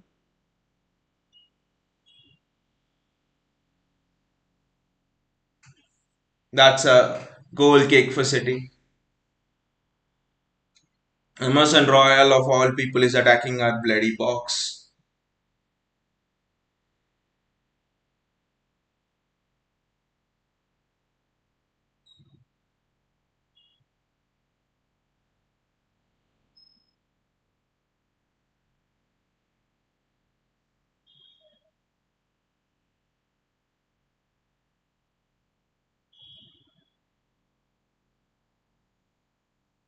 Just get on with it, man.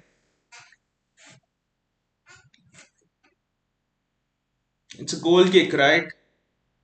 The stoppages are not helping at all.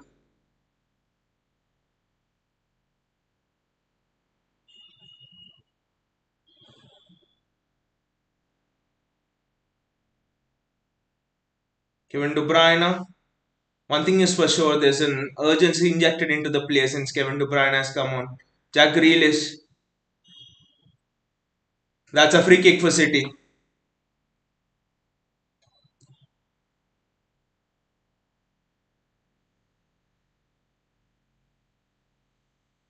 Is it a free kick or has he given a goal kick? It has to be a free kick.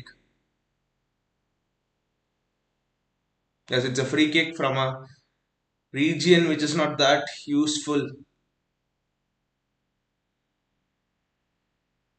We need to keep on believing here till the end of this match. We just need to keep on believing. We can't lose hope. Can't lose hope at all. We just need to keep on believing.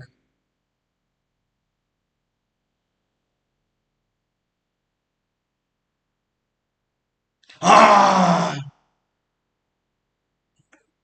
How did that not go in? What a free kick routine, but how did that not go in? I think it probably hit Harry Kane or someone and he just didn't know anything of it. It hit Dyer, I think it's Eric Dyer who it hit. Just didn't know anything about it. That Mahrez one, Romero clearance, this one hitting Dyer. Steer coming close. Let's just keep on knocking. Let's just keep on knocking. Kevin De Bruyne.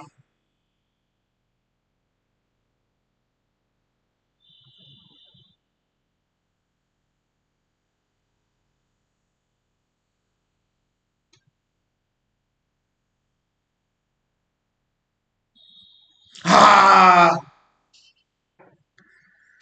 KDB looking to curl it in. City stepping up the intensity. Come on, guys. We just can't lose hope till the last minute here. Just need to go for it now.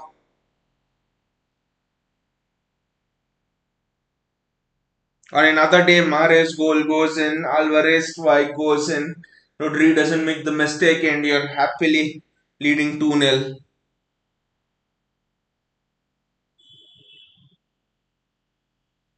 It's Spurs on the counter. It's Spurs on the counter.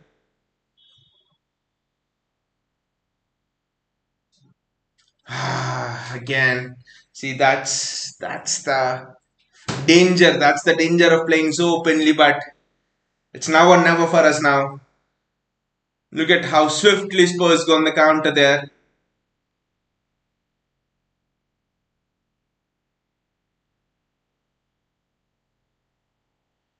If that goes in, probably game's up. I mean, it's not up. You can come back from 2-0 down, we all know, but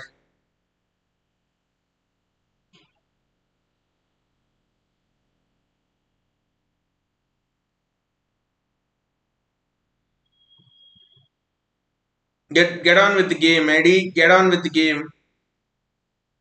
25 minutes more, that's all.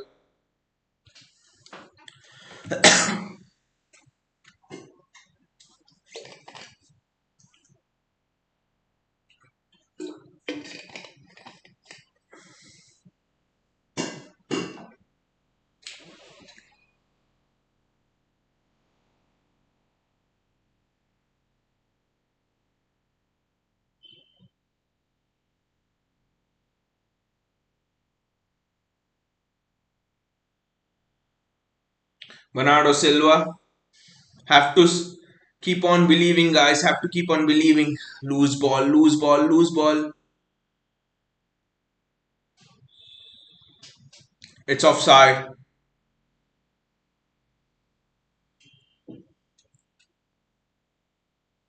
Hoiberg with a superb finish, but it's offside. This is clearly offside.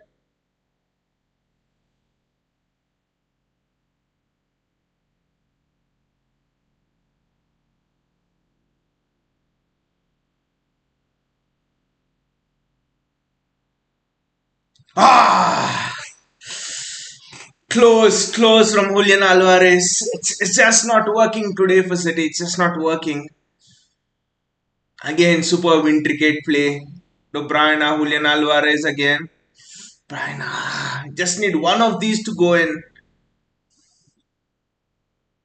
Not far away from the top corner.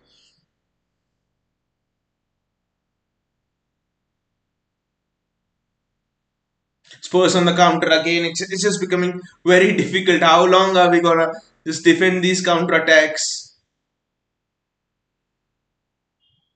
Rico Lewis does well to get the ball, but his clearance is crap.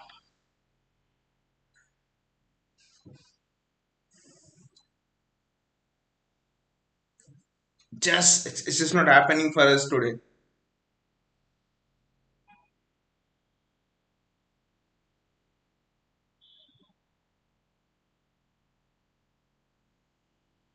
That's a good kick, top by Ederson.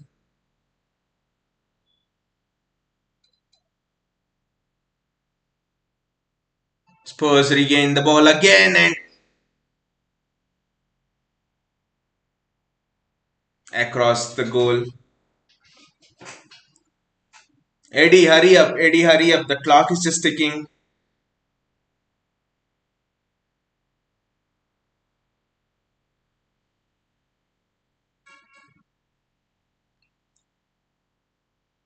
Kevin De Bruyne, Jack Grealish. Just no connection between them again.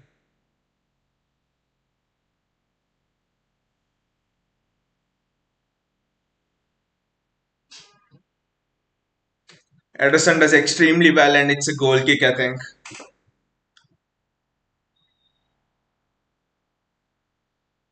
Again, look at that the intricate play between Son and Kane. I know we are open here, and I'm not blaming it on the defenders. And in this situation, you need to go for it. So there's the risk of the counter attack, but then that's fine. Then that's absolutely fine. You need to go for it. That's all.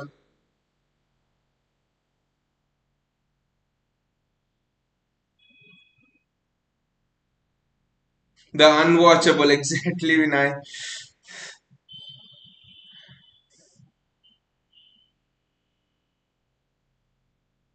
That's a free kick for City. What is happening to us? Transition, JSK, transition because of Haaland.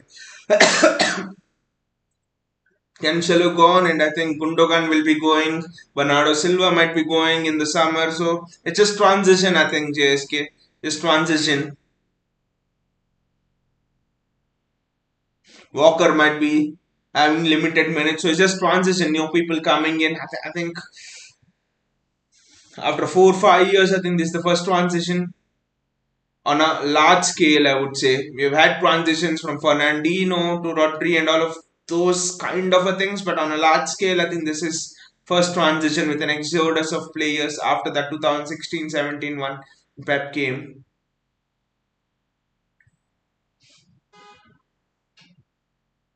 That's a foul. City's favor. I think one goal and everything else can actually be opened up. One goal. It's one goal.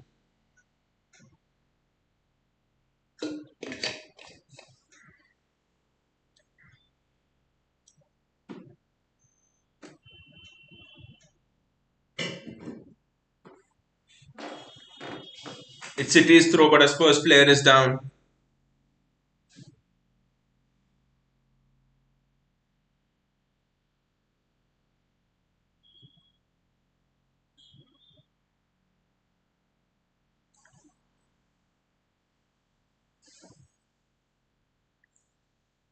Vinicius, I don't know what we are playing. Pep certainly changes tactics, and this is what we get. The tactics surprised all of us, right? Rico Lewis from the left, and just don't know.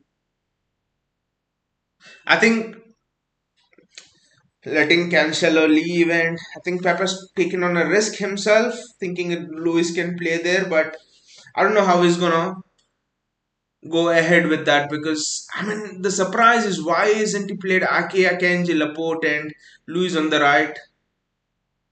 That we will never know. Or I don't know why is he not starting Ruben Diaz. If John Stones is injured, you start Ruben Diaz. Why the hell do you want to put Kyle Walker in there? Bernardo Silva with the switch. Nathan Ake, Jack Grealish,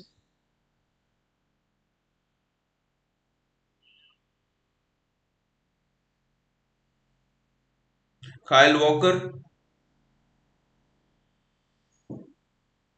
I think now the runs which Mahrez used to make, Walker's making and Walker's seated delivery. So it's just not happening to us. Approximately 18 minutes with stoppage time. So I think we need to believe here. Ah, good set piece, and I wouldn't bet Rodri to score today with the kind of form he's in. Honestly, should have been nil-nil. Probably you could say Spurs deserved it a bit on the counter. I don't know, but I think it should have been nil-nil, for example.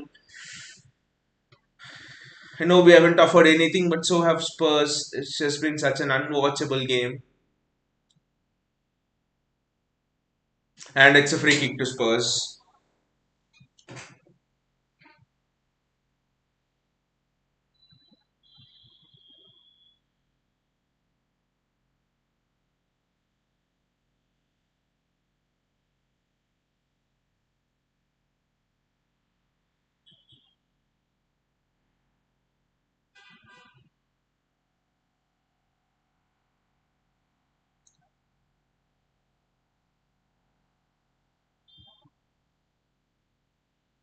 Hoiberg with a good ball to Son, and Son does well to keep hold of it.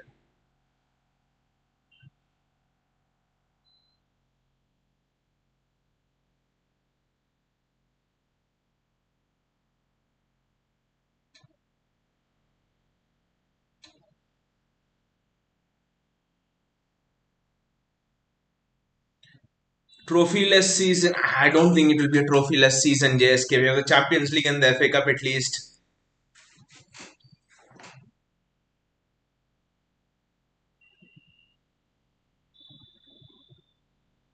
But I just think it has to be system changes from Pep.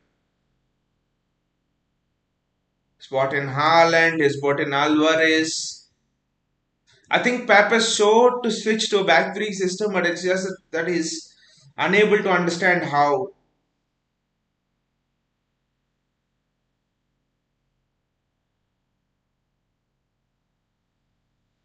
That's a corner for City.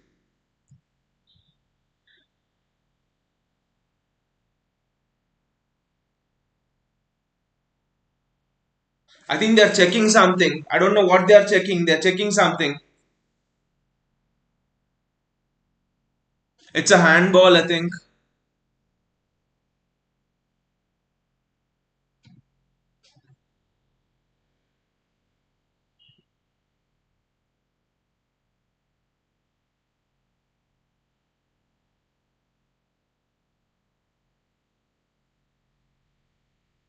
Nothing in it. I don't know why City were complaining.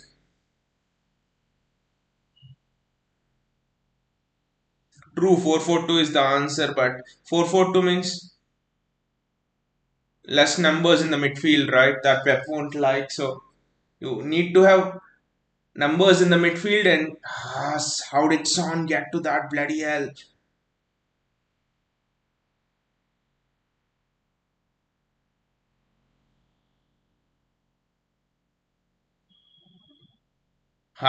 Eddie, come out with the ball fast.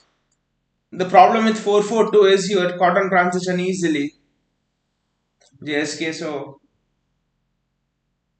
I don't know what Pep will do. Absolutely, I have no idea now what Pep will do with getting the best out of Haaland. And in a way, looking at it, I think it's commendable even in a title race. Colin with the way it's gone for Liverpool and with the way it's gone for some other teams.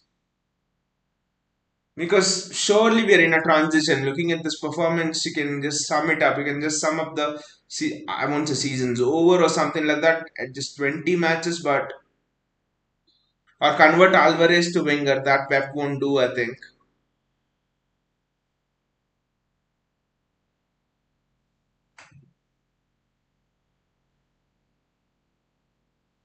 Bernardo Silva with the ball.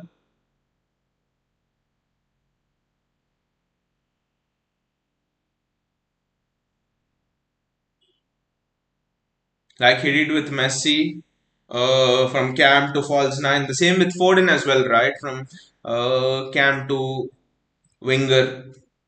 But Pep said that he wants Alvarez to be a striker. Probably Pep thinks Alvarez is the longer term striker who will stay with City. I don't know what Pep is thinking. No, why he's refusing to play Alvarez as a number nine. I just don't.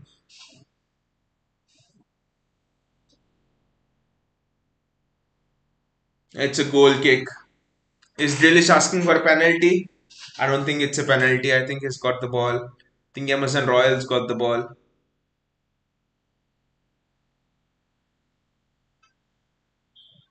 Yeah, he's got the ball there.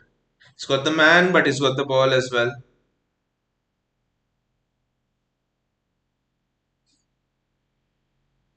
I don't know. Once the replay is slowed down, I just don't know. Perisic is going in. Sessegnon is coming.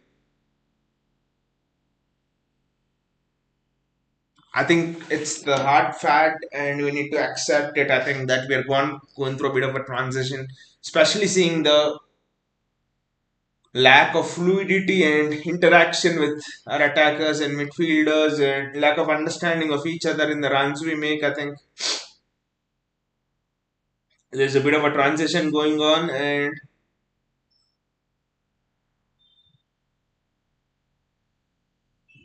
I think we need to accept that because clearly there's no fluidity in the football.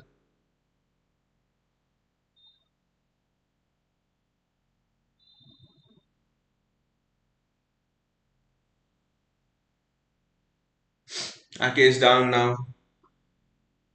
Is Ake injured?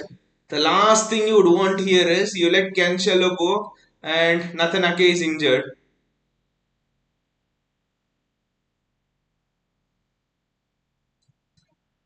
No, luckily he's not.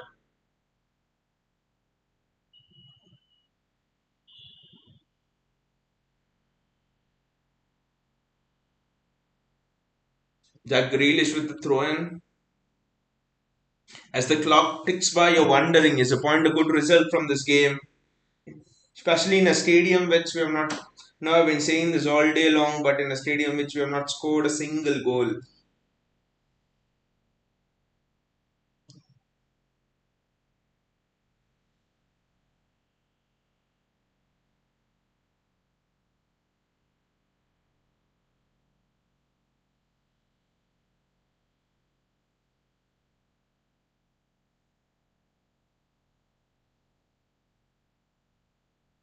Spurs going on the counter. Kyle Walker, Hong Min Son, Emerson Royal overlapping, but City do well to defend it.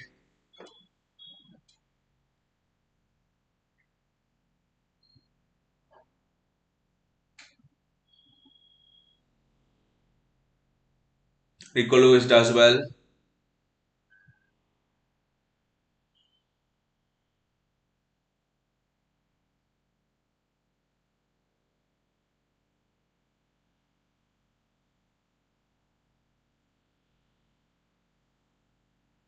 I think now we should be thinking a point. We take a point and then we can see what comes ahead. I think a point now looks like a good result.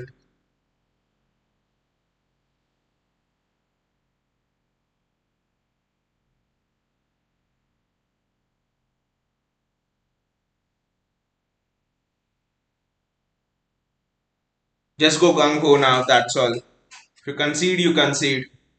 You're anyway not gonna take anything from here right now. So I think we need to just go gung ho.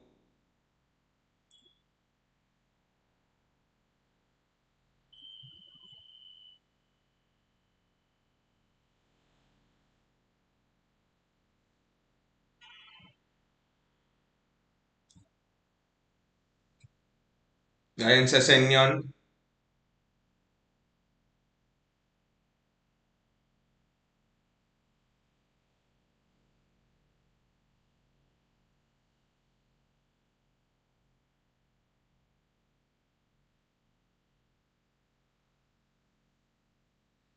The referee's given a yellow card to Edison.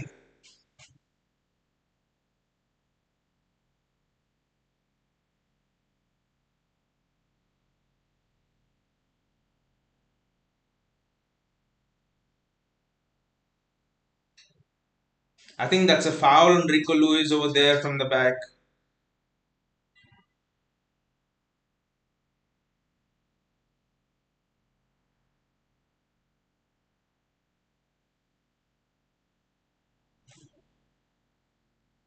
I think a goal now, and most of the City fans would be ecstatic.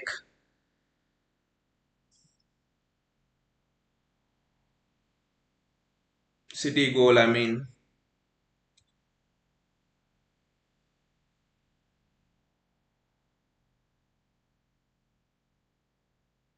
It's a City free kick. I think Spurs are better off without Conte than with Conte on the touchline. I think. I don't know why.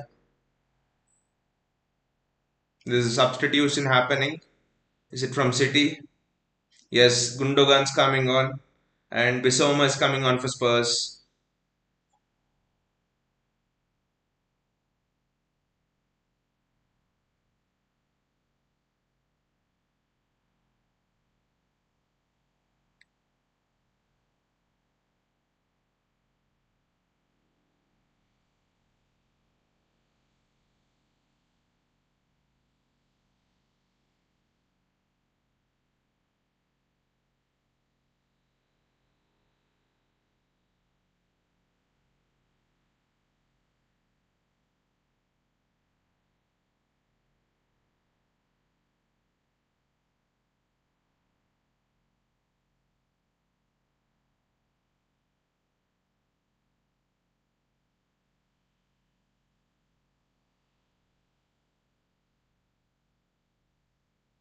City now trying to go on the attack, and it's been one of the most painful watches of the season, I would say. Kyle Walker,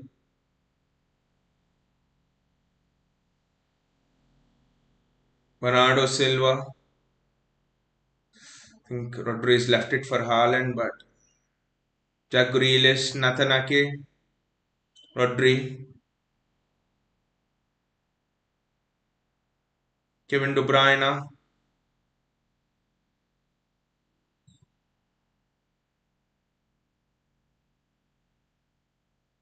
It's a goal kick for Spurs.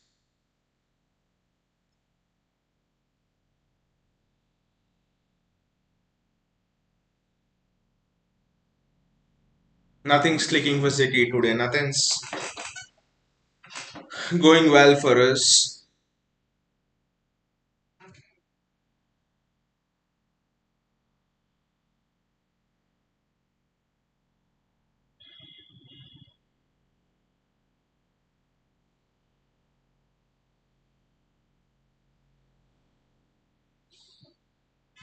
Erling Haaland, it's just not happening for anyone today.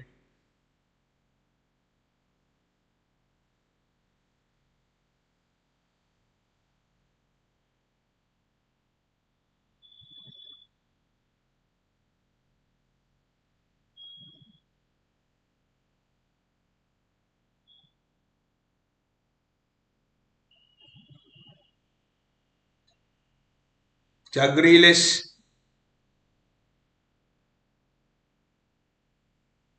and Christian Romero has got a red card.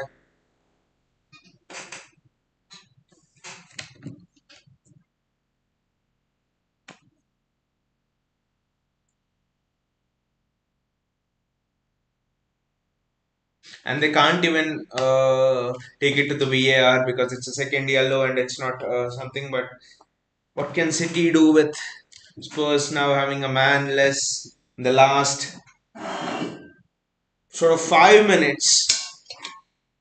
No, this club has the history of doing a lot in the last 5 6 minutes. The Aguero goal and all of those things, but let us see.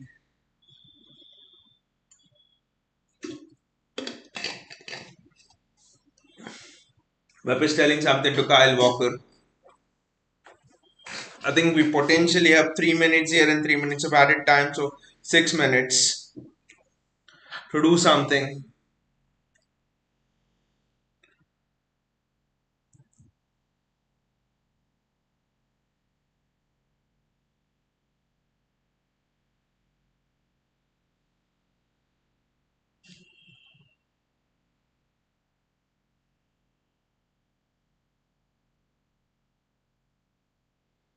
Kulusevski is going off now.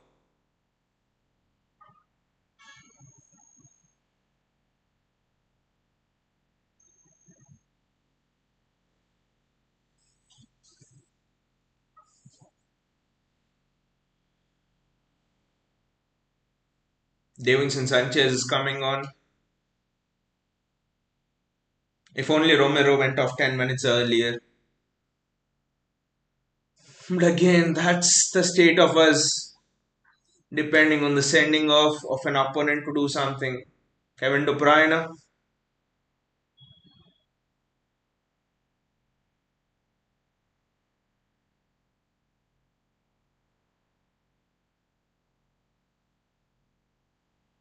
will he go for? I think Kevin De Bruyne is going for goal here.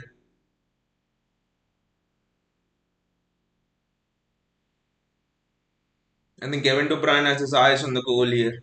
Let us see what does he do. If he can get a goal, it will be a barnstorming finish. Ah, hits the wall. So it sums up the day for City.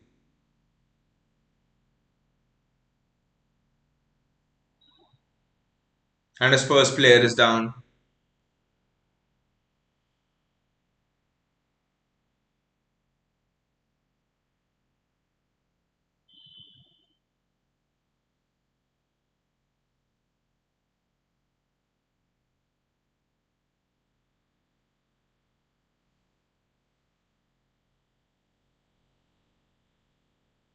When I say Emil shithousery, Hoiberg is always known to do some or the other things against City, right? But the point here is it's not that Spurs are wasting time, but it's I was just thinking, how do you develop a system? How do you get the best out of Erling Haaland? Because midway through the season, and Pep has still not figured it out. I mean, I'm more worried now about the game against RB Leipzig. I'm more worried about the Champions League now.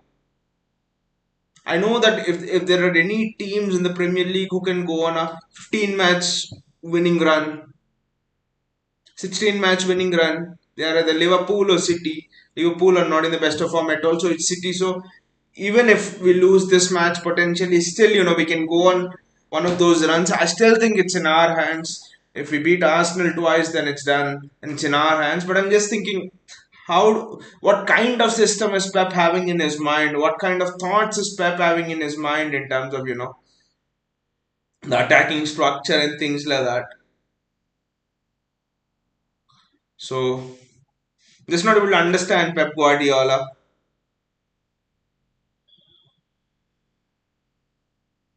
5 minutes of added time. It's a classic Antonio Conte score line, right? You have a red card with a lead with 5 minutes to go. They have done it to us last season as well.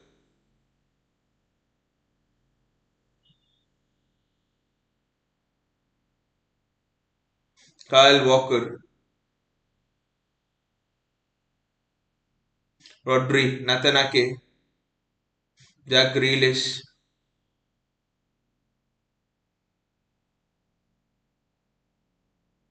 Nathan Ake, Rodri. For God's sake, put the ball into the box. Kevin De Bruyne,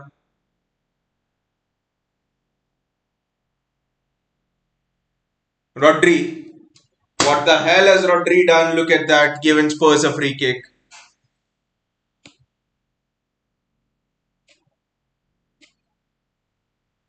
I think from this point we'll take a goal, we'll take a draw, go, but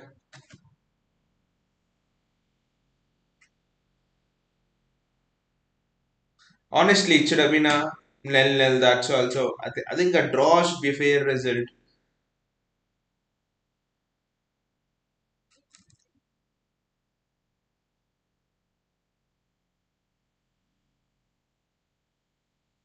Kyle Walker.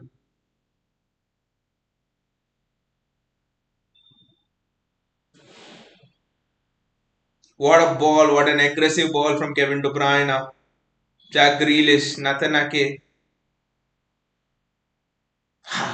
It's cleared out, but City will get it in. Kenji, Kevin De Bruyne, Manuela Kenji,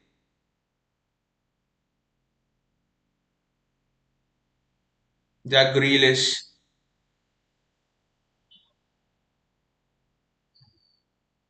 Rico Lewis, Nathan Ake, Ikai Gundogan. Give it back to Jack Grealish. He's done it. Jack Grealish.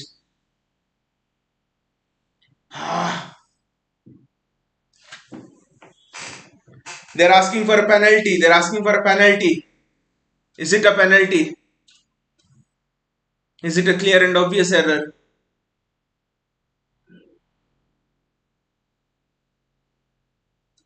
Loris has got the ball. Hugo Loris has got the ball. Hugo Loris has got the ball. That can never be a penalty.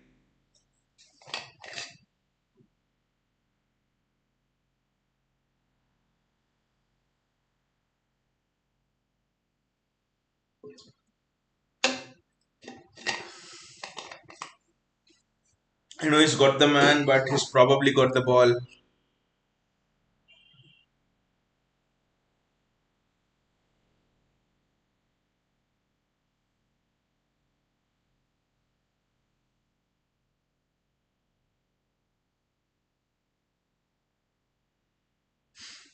Probably think what I mean from this injury. I know it's just a facial injury, but what if Rodri's out?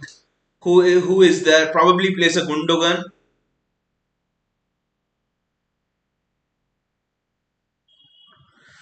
Sums up Rodri's day.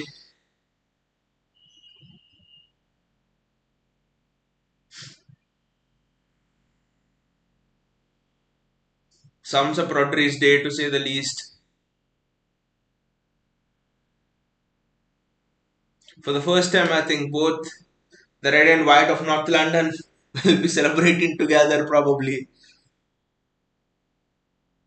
Kevin De Bruyne,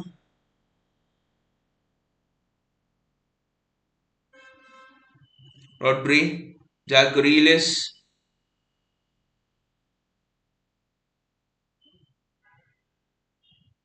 Rico Lewis, Rodri, Kevin De Bruyne.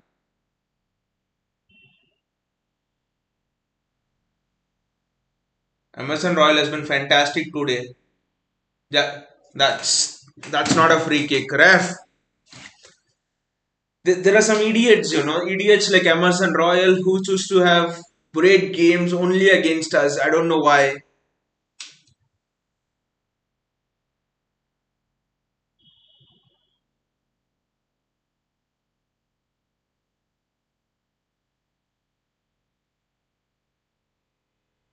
A lot of talking points after the game, I must say. I'm not overly disappointed because it's just 20 matches. The season's more younger than what people are expecting. Actually, so many games to go. There'll be so many plots, subplots. I think that should be that now. That Sessegnon has got the ball. Should be full time.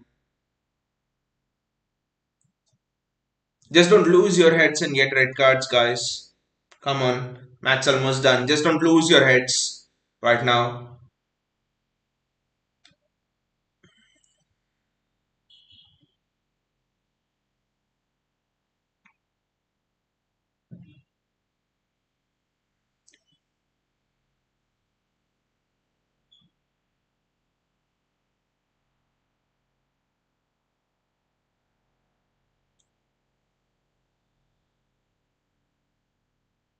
And that's the full time whistle. Harry Kane is celebrating for something. I don't know what he's celebrating for. Does not have a Premier League trophy in his career. Does not have any trophy in his career, I think. Does he have a trophy? He doesn't have any trophy in his career. I don't know why he's celebrating for. Probably he's the highest goal scorer for Spurs. Pep Guardiola is standing there with a wry smile on his face and has just gone straight down the tunnel. This is hurting him. Can see in the eyes of Pep Guardiola that it is hurting him.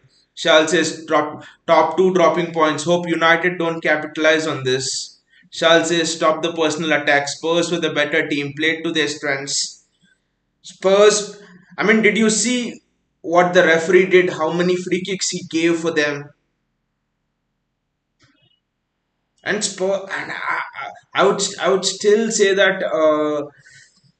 Draw was the fair result. Spurs didn't create anything. They went on the counter one or two times, I know, but Spurs didn't create anything. The goal they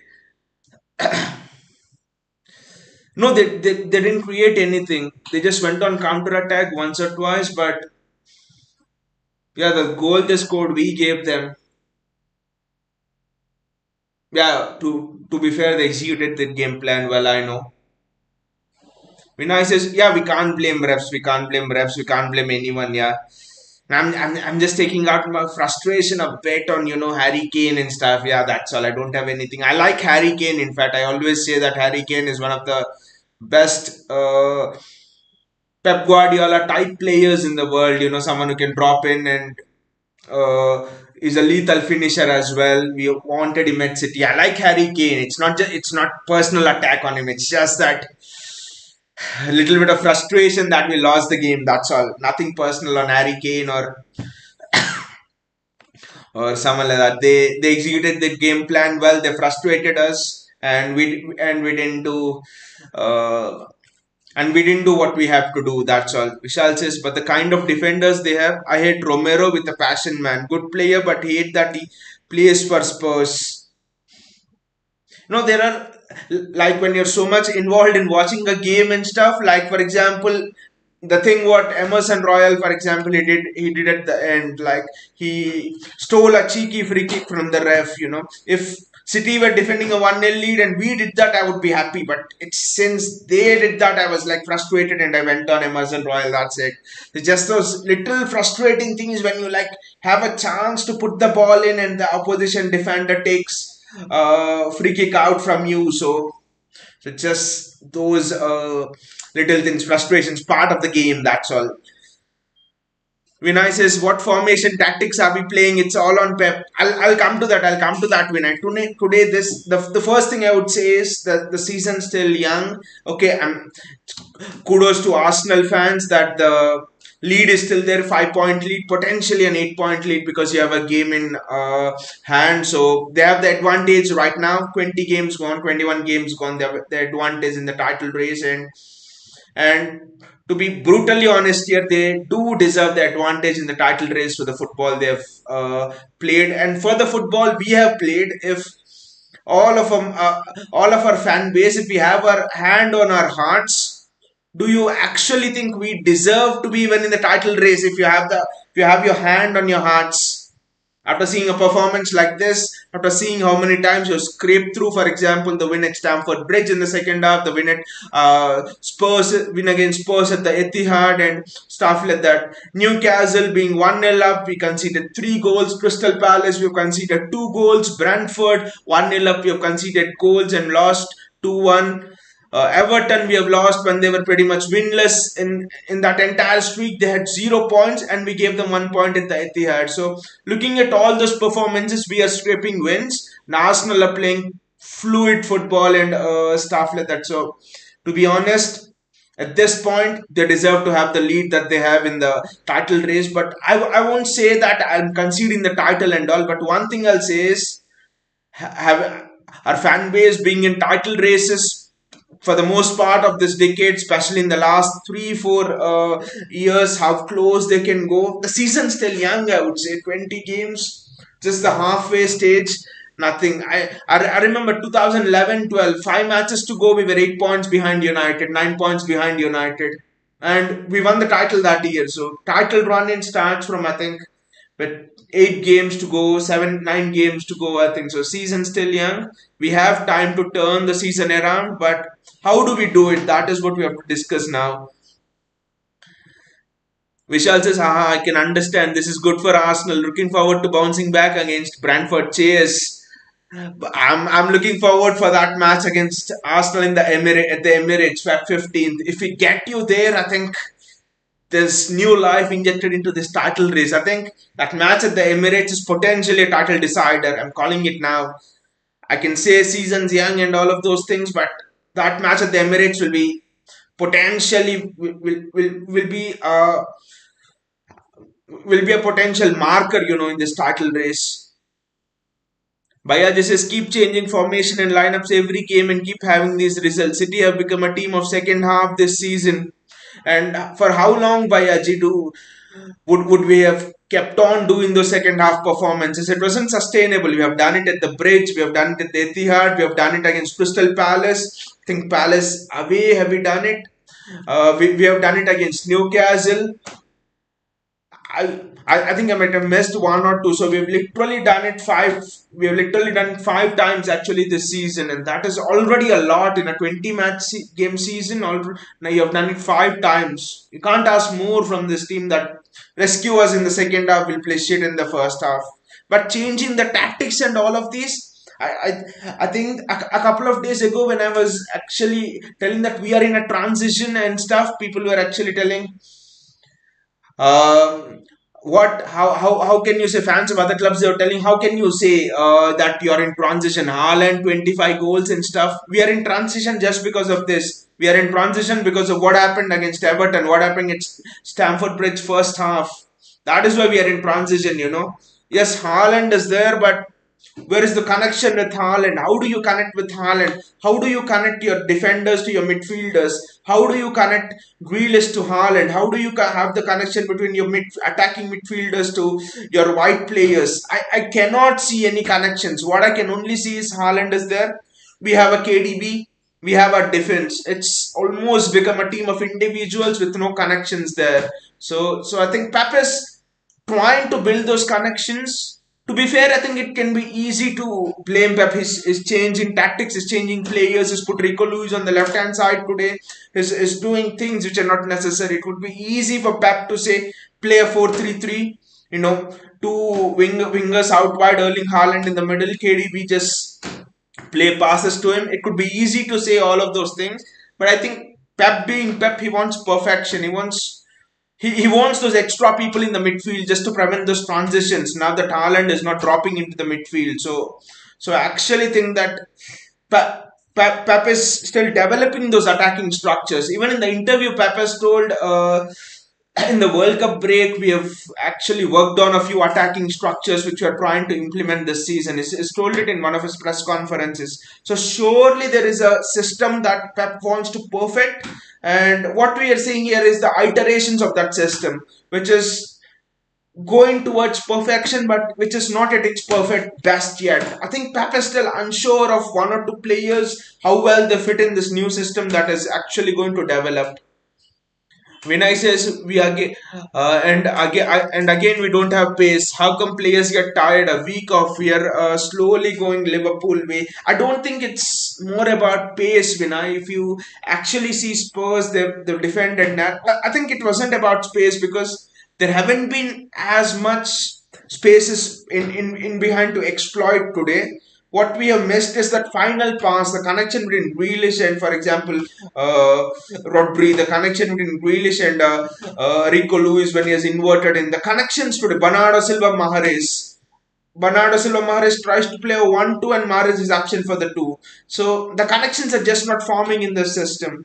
And seeing it, I'm also getting an idea that certain people do not know which place to be at which time. Surely Bernardo Silva just looks a bit out of it. Mahrez has looked good in the last few games, but this game he's just looked a bit lost here, which spaces to occupy. Rodri because of tiredness. Rodri is just because of tiredness. It's our mistake that we have actually not been able to bring in a good enough replacement who is ready.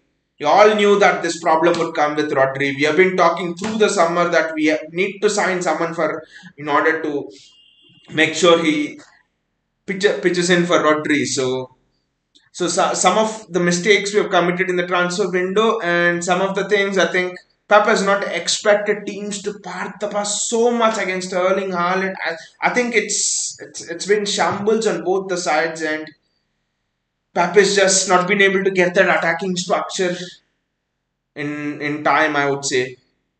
Bayaji says FA Cup is only the realistic trophy this season, but Bayaji, I'm still optimistic actually because being being associated as a fan base with so many title races in this decade, in the last decade, I still think with 8 matches to go, with 7 matches to go, then I think we can assess what the title run in is. Because I think even Arsenal are gonna drop points. We also it looks like we will not be able to put in a 14-15 match run in. So actually think there'll be more drop points. And I what I'm just thinking in my mind is if we can somehow stick together a 13-14 match winning run, I think we still have a great chance of the title. But my worry is, are we capable this season of doing that? Can we do that? Can we overcome the slump in confidence? So that is the thing. So that is the only doubt I have in my mind. So even if the gap is 13 points, 14 points, with so many games remaining, I mean, realistically speaking, I think 8 games to go, 6 point gap. If you're 6 points behind, I still think we have a bloody good chance of the title. So and now it's almost another 19 games to go, 18 games to go, 17 games to go, and the gap is what potentially 8 points. 8 games to go, and if we can keep the gap to 5-6 points, I think with the last 8-7 games to go, I think we have a damn good chance of the title. So I think there'll be more twists in the title. I'll not write City off right now because I'll never write City off. But to be just logical, I'll not write City off unless it's 5 games to go and ridiculous 13 points you have to make up, and that is almost something which is impossible. So, but 7 games to go, 8 points. If we have to make up, I still think at that point we are in the title race. But my worry right now is about the tactics, about the structure, about how to get the best out of Erling Haaland because Haaland's goals have also dropped. How do we get him up the best? How do we get Kevin De Bruyne? How do we get the best out of Kevin De Bruyne? How does Pep address this structural issue? That for me is the thing. Surely the thing is now that all the managers are playing that 4-3-3, Pep is now onto something new, back three and things like that. Pep is onto something new. I think we'll have to appreciate that he's trying to bring in a new philosophy, he's trying to bring in new sort of tactics and stuff. And the thing is, when you're being successful with something, especially the kind of success we have had, 4 titles in 5 years, you could just argue all day that why can't Pep just play the same 4-3-3 and stuff like that and we would be winning things. It's hard to accept change, especially when you've been winning with that structure. I know it's hard, but I think we need to realize that teams that don't evolve slowly adjust destined to history. If we don't evolve, then even after 4 years, then I'll have to only say that we had that golden period between 2017 to 22 where we won 4 titles in 5 years. That comeback, I will have to say this after 6-7 years. So I think Pep realizes teams that don't evolve, teams that don't want to change are destined to history. And if not this season, I think next season Pep would have tried this, would have tried a back three and a new system, and we would have had to face this hard time then. So I think it was just a matter of time when that Pep was going for this change of structure. So I think we need to accept that, and might be a bit painful. We might lose a few more games this season as well in the quest to change this structure. But I actually think that it's a change we must accept from Pep, that is getting a few things wrong in the structure, but is changing, is going towards something new. I think as a fan base, we'll have to probably excuse him for a bit this season. Vinay says Liverpool, United, Spurs, nothing for Haaland. United he scored a hat trick, right, in the first game. I think at home he's been superb against all these sides. Liverpool, we are yet to play them at home, but you see against the top six sides at home, Haaland has done well actually against top six sides at home. It's just that away he hasn't done much. Vinay says I'm now happy with top four and UCL until we brag on. Yes, realistically, when a title we can just keep them simmering. The title hopes we can, now I think Pep can actually put more pressure if he wants to and say every game is a final, or we just take it game after game. And we'll see. I think with last 7 games to go, 8 games to go, 6 games to go, if we are within title reaching distance, like 7 points back, 6 points back, 8 points back, then we'll take it from there. I think.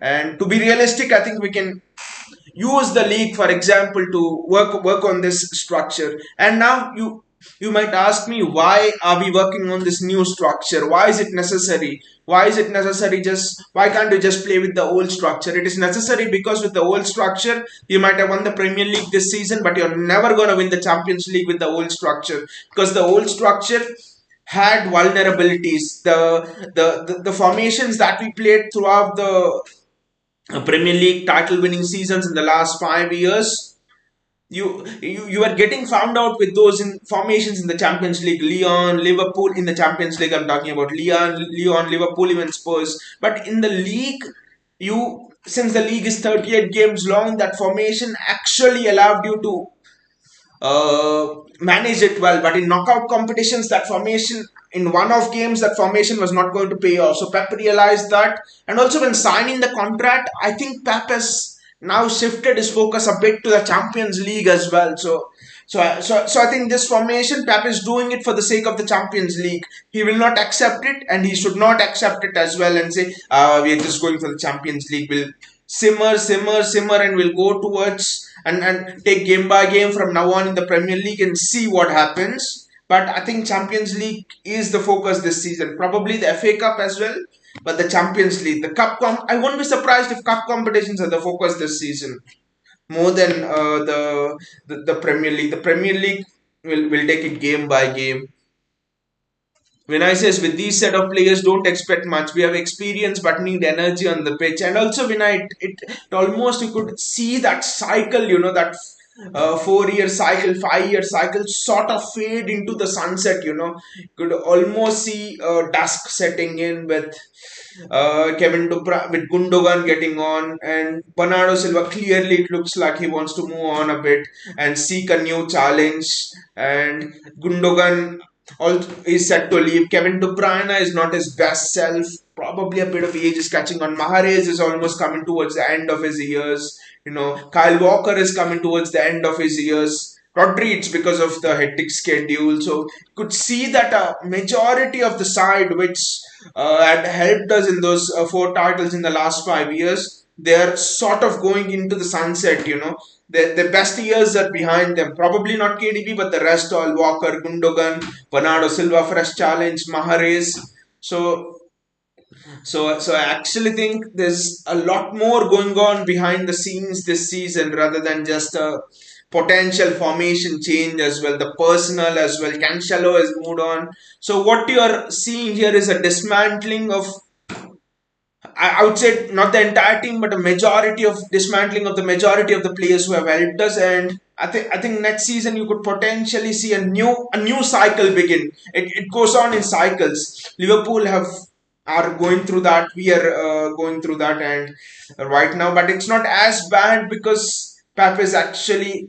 It's not as bad as Liverpool right now this season because of the style of football that Pep is playing, where we rest on the ball a bit and stuff like that. And Klopp is intense, intense, intense. I think that's where Liverpool are like so badly hit with this. That's the only difference. Vinay says, Bayaji says, Cancelo 2 games, 2 assists from his natural position. Vinay says, by the way, Leipzig are in hot form. Can't expect the same as Spurs. Leipzig are tearing it up, Vinay. Like in the Bundesliga, they're 13 matches unbeaten or something like that. So clearly, Pep is worried about that. It will be tough this month. is actually gonna be damn tough. I think we are gonna have those nervy nights for sure in the Champions League, and also we are gonna play Arsenal at Emirates. I think those both matches can potentially be finals for our season, as far as our season is concerned. But yeah, this is Cancelo, 2 games, 2 assists from his natural position. But that's I think it would be unfair to actually compare compare the playing style from this league to the Bundesliga. We know what the Bundesliga is all about, so I'm not comparing the Premier League. We saw that people were closing. It's not that Cancelo has not been given chances this season at City. He's I think after Ederson, even this season, he's one of the most the player with one of the most minutes played this season. Okay, he's got a few less minutes after the World Cup, and Cancelo, they're closing him down. He was terribly out of form for us. Now, if he starts on producing, then can't actually say anything. I think Cancelo was terribly out of form. He's cost points on for us on his own actually. Vinay says Pep doesn't have players to use the tactics. Dip in energy with the age is visible. One Perone, Foden, and I'll not understand Vinay why Pep is not using Foden. Okay, Pep is telling injury, but I think Foden will be crucial for that game. Again, the Mahrez. I won't say Mahrez Grealish problem, but I think against counter-attacking teams, you probably need a Mahrez Grealish. But I probably would prefer Grealish and a Foden actually, just because Foden gives you that so much more energy when compared to a Riyad Mahrez. Vinay says, Cancelo with Bayern makes them more closer to UCL. Their depth is sorted in and they have pace. By the way, Vinay, I actually think Bayern might actually go out to PSG. I don't know, I have that feeling. Because Messi is there and because Mbappe is injured. And that gives me more confidence because Mbappe is injured, Messi and Neymar are there, which means the game will be less selfish for PSG against Bayern. So PSG are a tough nut to crack against Bayern actually. I could potentially visualize the Bayern Munich dumping out of the UCL here.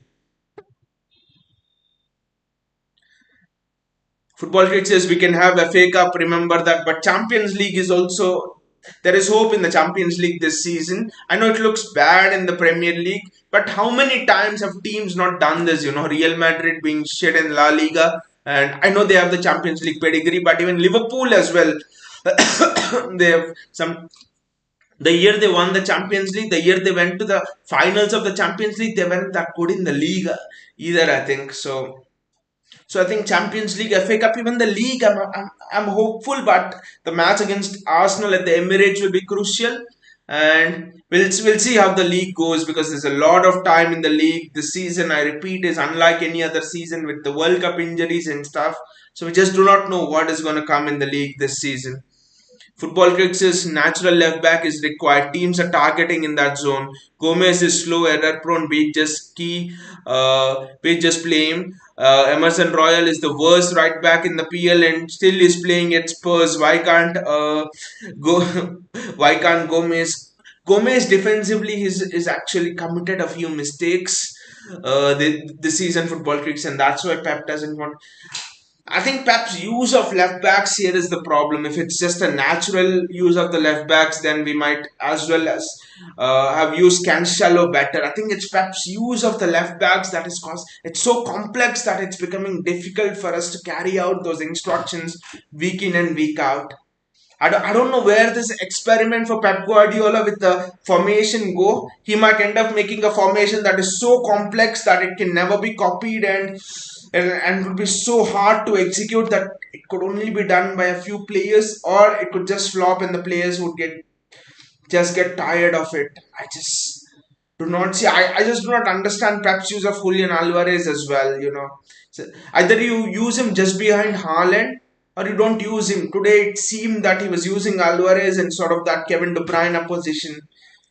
Not understanding a few things here from Pep Guardiola, but this season is sort of in a long time. City, I'm feeling that this season is sort of mystery for us. I'm just not aware what we can expect from this season from City. Football Kit says, I know Phillips and Gomez are new, but he needs to play them. They were awful against Southampton. I think he started Gomez and Phillips both against Southampton, right? In the Carabao Cup, and they were just awful. They were just. But one thing I'll not understand is Nathan Ake on the left has been exceptional, right? Why do you want to split that up? Ake, Stones, Akanji, and play Lewis on the right back? But I don't know why Pep has separated that and has brought in Kyle Walker in that centre back position and he's shifted Lewis to the left. It's almost like if you're showing Pep directions to go just straight and turn left, Pep doesn't like it. And what Pep wants to do is roam an entire circle and come to the backside, even if it means wasting 1 hour. So I think that's what Pep is doing. A simple instead of John Stones, you bring in Ruben Diaz or you bring in Aymeric Laporte. Instead of a simple man-to-man change, he shifted the entire backline completely. And now with Luis on the left, the attacking patterns change, the understanding changes because Luis has all his life played. I mean, all this season he's played on the right hand side. So strange from Pep actually, strange from Pep. Football Kids is everyone, but Ederson needs to go now or be benched. Give Ortega a chance. I wouldn't be surprised if Ortega actually starts in the Champions League tie against Leipzig. He's been absolutely very good in all of the cup ties. Bayaji says, how can half of our team be out of form all of a sudden? Something must be going on behind the scenes. And we don't have injuries as a problem to blame as well, like Liverpool fans can do, right? And I think that something is Pep Guardiola trying out certain new things in training. He would be trying out new things, new systems, and that would mean, and that is actually showing on the pitch. The confusion is showing on the pitch. I think that is the thing behind the scenes. What is going on? And I'll not understand why he's not playing Ruben Diaz as well. Vinay says, have you seen KDB? Lost the ball and is just jogging, man. Exactly, Vinay. When was the last time you've seen KDB like that? And those comments from Pep after we won against Spurs at the Etihad and this uh, and I think logically those comments should have been reserved for the defeat. I know he should have been reserved for the defeat now. I know he'll not say anything like that after this defeat. Now he'll say I love you more like what Arteta said. But I think when Pep said after the win at the Etihad that the team has no passion, that people are not running, I've seen a couple of people jogging today after we have lost the ball. There's suddenly been no urgency and no intensity. This is not the city we know of. A rejig is required in the summer. A rejig is surely required in the summer.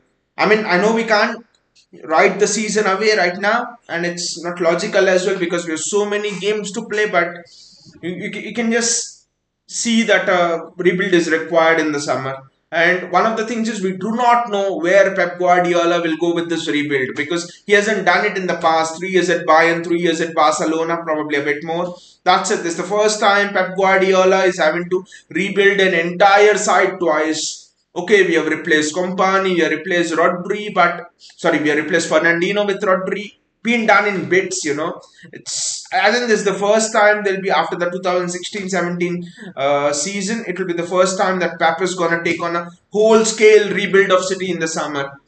This match convinces me that a whole scale rebuild is on actually. At least 6 players could leave potentially. Bernardo Silva, Gundogan, Riyad Mahrez, uh, Cancelo has already left, so that means 4. You can probably add a Laporte to that. It would mean 5. So at least 5 players could leave and 5 new players could come in the next transfer window.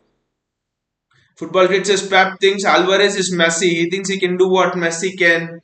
Probably he's building Alvarez up for that Messi role in the box. He can't do it like Messi, but probably Alvarez can do that to be fair.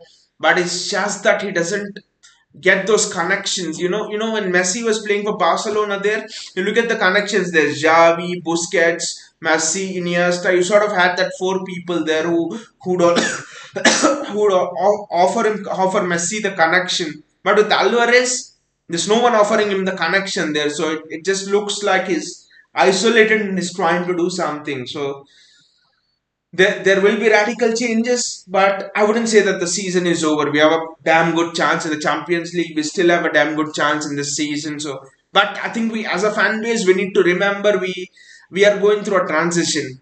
We are going through a transition. I think I can't stress this enough. We are going through a transition, adapting to Erling Haaland, a transition in a different way, new structure, players lacking a bit of energy, players wanting to go. It's a bit of a mess. It's much more of a mess than what the Premier League table would actually show you.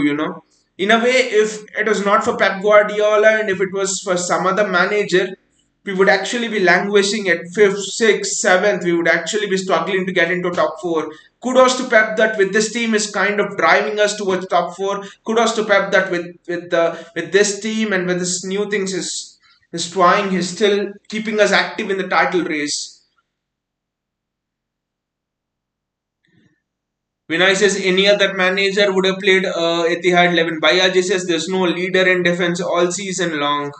Vinay says people have been criticizing Pep for chopping, changing the team selection. That's true, Vinay. Any other manager would have played the same Etihad 11, but but I think that is why any other manager cannot be a Pep Guardiola. I think that is why any other manager could not have possibly won 4 titles in 5 years. That is why any other manager could not have possibly radically changed football. I think it is I think we've discussed about this a bit last time as well when we in the half time when we were losing against Spurs. I think it is this madness which creates Pep Guardiola, and I think if we are enjoying the success of Pep Guardiola, I think we will have to deal with a bit of this madness as well that he actually gives you. That he sometimes doesn't play the same team. He chops and changes, he shifts positions. I think we all have to admit that Pep is not your usual manager who goes by the book. He goes by instincts more, and those instincts can sometimes be deemed as madness. So I think we'll have to live with that madness. Vinay says it's all on the board. Get rid of Ederson. My patience is over. Can't even expect him to make important saves. That is true. Vinay Ederson's save percentage has just come down a lot, and his passing accuracy also it hasn't been as much. His passing accuracy hasn't been as good as in the previous seasons. I know he's played a couple of balls against Brighton, for example, for Erling Haaland to run into, but his passing accuracy suffered. He's actually made a lot of mistakes this season. Could actually be a general slump in form. I mean, you could attribute it to two things. You could say that it could be a general slump in form, just like how KDB is going through. KDB is also not been at his best this season. Cancelo has not been at his best. Bernardo Silva not been at his best. Rodri not been at his best. Walker probably not been at his best. Even Ruben Diaz, I would say, not been at his best as much. If ebbs and flows. So literally, if I start counting, Foden kind of flowed at the start, but then again, he's not been at his best. So I would say if I keep on counting, I think at least you would say that 5 to 6 people have not been at their best this season. Don't know why is that. Absolutely don't know why is that. Could be a general slump in form. If it's a general slump in form, that's fine. I think that actually happens to teams. It would all the time happen to United when they were winning those titles actually in the 2000s. It would happen to Barcelona. It happened to Barcelona's all the time, or Real Madrid's when they were just sweeping up everything. There would be a season where there would be a general slump in form. So we'll have to assess that. Is that a general slump in form, or are the players looking for a new challenge? We just do not know. Bayaji says lots of individual mistakes this season. It was like the 2019-20 season. But at least in that season, we had an excuse, right? That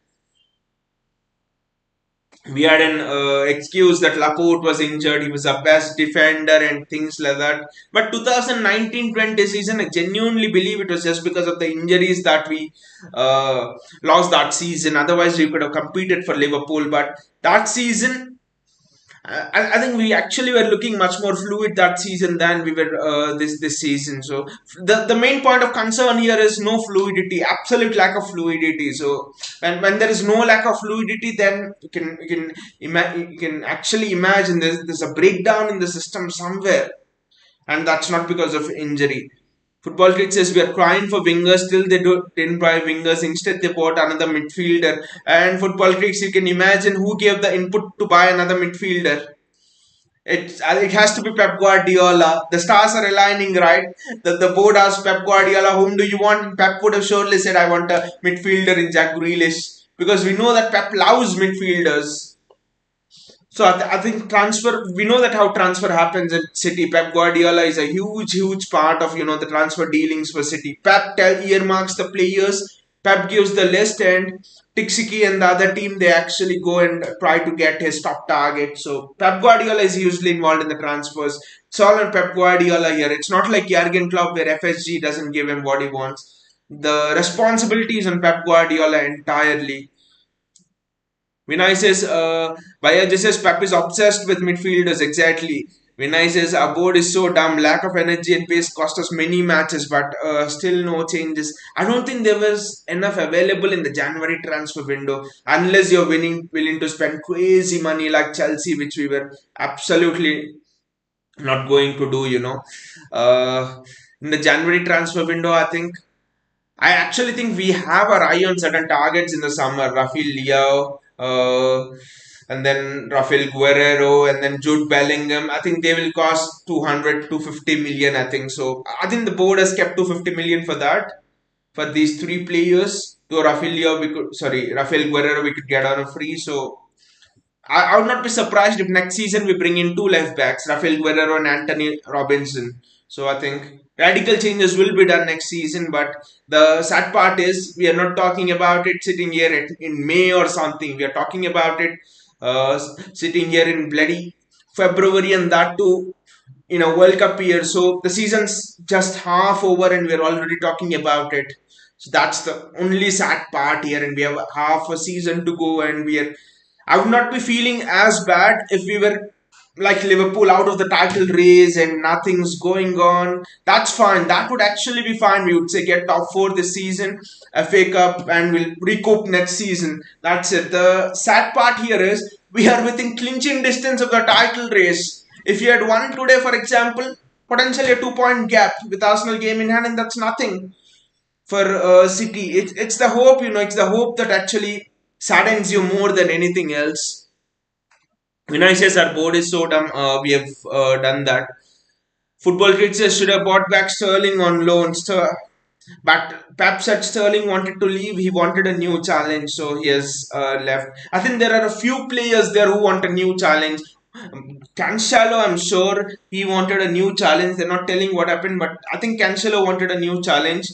Bernardo Silva has always been wanting a new challenge, so he'll go. So there are literally players who are crying out for a new challenge. At least three, four of our main players. So so I actually think it's I won't say a rebuild, but it's a big rejig next season. Football Critic says there was a report suggesting James Trafford is going to be second choice from next season. I think Ederson or Ortega is leaving. If that report is true, then I think probably Ederson is leaving and James Trafford could be number two and Ortega could be a number one goalkeeper. Probably I think we have bought in Ortega with this in mind. Probably I think Pep had it in mind that Ederson was slowly dropping levels or something like that probably. And that's why he's brought in Ortega to increase the competition. So I won't be surprised if Ortega starts in Champions League matches for sure. But then that is good, with James Trafford coming in as second choice. It's good if our academy players get more of minutes. But Rico Lewis this season, I think, has to be the only bright spot. Other than that, all the others have actually looked lackluster. Football Critic says we should have gone Gakpo or Modric. Modric in this team is perfectly fit. I think more than Modric, Football Critics, I think it's Rafael Leao is perfectly fit than a Modric. Because I know Modric has pace, but Rafael Leao sort of gives you that, Rafael Leao for me, you could say that his levels above Sterling, he gives you everything that Sterling does. And he gives you that finishing, that assists and all. I think Rafinha is top three or top four in Europe for assists this season. I think even last season as well. So I think Rafinha is a much better fit than Mudrik actually. Mudrik again, I think Mudrik doesn't strive on maintaining width because last match you saw against Chelsea, Mudrik was out wide, that's it. He isn't affecting the game. But Rafinha is different. He loves to maintain the width. He knows when to cut in. His defense, Mudrik's defensive work, I don't know, but Rafinha's defensive work is actually excellent. So I think Rafinha is what we should be targeting. But yeah, this is now every club City go to will take them to the cleaners, knowing how badly players are required. In the transfer market, I think we are going to be badly charged, but honestly, looking at it, Jude Bellingham, how much are they going to charge? I think 120. That's not over the cleaners. I think probably Rafi Liao, we are going to pay that 20 quid more. Instead of 80, we would be getting for 100 probably. Anthony Robinson, I think 30-35. We'll get Rafael Guerrero is out of contract, so we'll get him on a free. So I actually think we have a bit of control in the transfer market. We'll have a bit of control, but yeah, teams can now start to put even more pressure on City in the transfer market. Vinay says Pep must put Perone in the 11 as soon as possible. Rodri has played so much this match, all came out. Rodri alone is key to counter City. The pivot is the key to counter City. Just like you have Thomas Partey for Arsenal, he didn't play well, and Arsenal lost. I think it's the same thing for Chelsea as well. Uh, now that they've got Enzo Fernandez, probably would see them improve. I think the pivot is so important, especially in a Pep Guardiola system. And Rodri, and the sad thing is, we bloody knew we would be in this position last summer. Everyone was talking about this. How do you manage Rodri's minutes? You need to dip into the transfer market to manage Rodri's minutes. The bad thing is, the unfortunate thing is, probably Calvin Phillips has got injured and has not got much time to integrate into the squad. So I think that is the thing. And Rodri just can't continue to play every match. I think now Pep Guardiola has to decide which matches he'll prioritize Rodri in. Has to be all the Champions League matches and has to be big matches in the Premier League. I think he'll have to prioritize Rodri. Will be some tough decisions. What will be the? I'm interested in seeing what will be the reaction from Pep Guardiola uh, after this match. How will the team react in the next match? Will be very interesting. Football critics says Perone is KDB replacement. I think no football critics they actually call Perone as the new Frankie De Jong. He plays in the CDM role. He can play in the CM role, but he plays in the CDM role. And Perone is said to be unpressable. He's just like Frankie De Jong. He's said to be unpressable. So Maxima Perone is said to be the next, and Frankie De Jong is said to be valued as good as Enzo Fernandez in a year or so. We have got an absolute steal in Maxima Perone actually. I mean, if I honestly visualize this, just taking the season away, assuming in an alternate world, you just write the season off. Hypothetically, you could actually think Julian Alvarez, Maxima Perone, Erling Haaland, Calvin Phillips, Manuel Akanji has come. So you can literally see Rico Lewis is new, so I'll count him in there as well. So you can literally count that six players have come new to this squad. Jack Grealish, you can count him in there as well because Grealish his it's just this season is starting to play his own self. So you can see the problem there. You literally have seven people who are almost new to the squad who Pep Guardiola wants to play regularly. So integrating seven people into the squad in a season is not easy. Not easy at all. So I think there you can see why City are having this hot and cold performances. Some matches we are very good, other matches we are not. Football kids, man, I want Kvaratskhelia, man, dealing with Napoli. Dealing with Napoli is a nightmare. I don't think we'll deal with them. He will ask 200. Football kids says instead of Phillips, we should have gone for Rice. But I actually think more than I think there's a reason why he's bought in Calvin Phillips because he's seen Calvin Phillips hold that chaotic midfield on his own for Marcelo Bielsa. The thing is, there are very few midfielders in this world who can hold a midfield all by themselves. Rodri, if he's alone, can Rodri hold a midfield by himself? I doubt actually when Rodri is in the best of form he can do, but you have certain players like N'Golo Kante. Casemiro, for example. They can hold an entire midfield on their own, and Calvin Phillips comes into that category. So he's actually a bit different from Rodri, and I don't think that Declan Rice can hold an entire midfield on his own. He can't, but Calvin Phillips can. So I think that's why they've bought Calvin Phillips in. We need to give Calvin Phillips time, surely, and his switch of play, his aggressive tackling, his positional sense. I know he's made mistakes this season, but we are yet to see the best of Calvin Phillips. Vinay says we should stop getting English players overrated, injury prone. But I still think when Jack Grealish and Calvin Phillips will come into their own once this system is sorted out. And I still think that Jack Grealish is a midfielder, because whenever you see him run through the midfield, it just feels like he's just living a dream that he always wanted to live. So I actually think that we're playing Grealish out of position. I think the moment I think you can see when Gundogan, Bernardo Silva leave, you probably could see one of Foden or Grealish drop back into the midfield, and I think Grealish drops back into the midfield probably and then you can see changes there. I think I would not be surprised if we see Rodri, Grealish, and Jude Bellingham as a midfield next season. Probably De Bruyne and Grealish will interchange. So I mean, the midfield and the front three could be Rafinha, Erling Haaland, and probably a Foden or someone else. So I would not be surprised if you see a new team in most of the positions next season for City. Vinay says our situation could have been same as Liverpool. Both have good 1v1s. Exactly. I mean, in a way, injury crisis is not there for us, and also I think it's just due to Pep Guardiola's management and style of play and Pep Guardiola's experience that we are in such a good position in the table.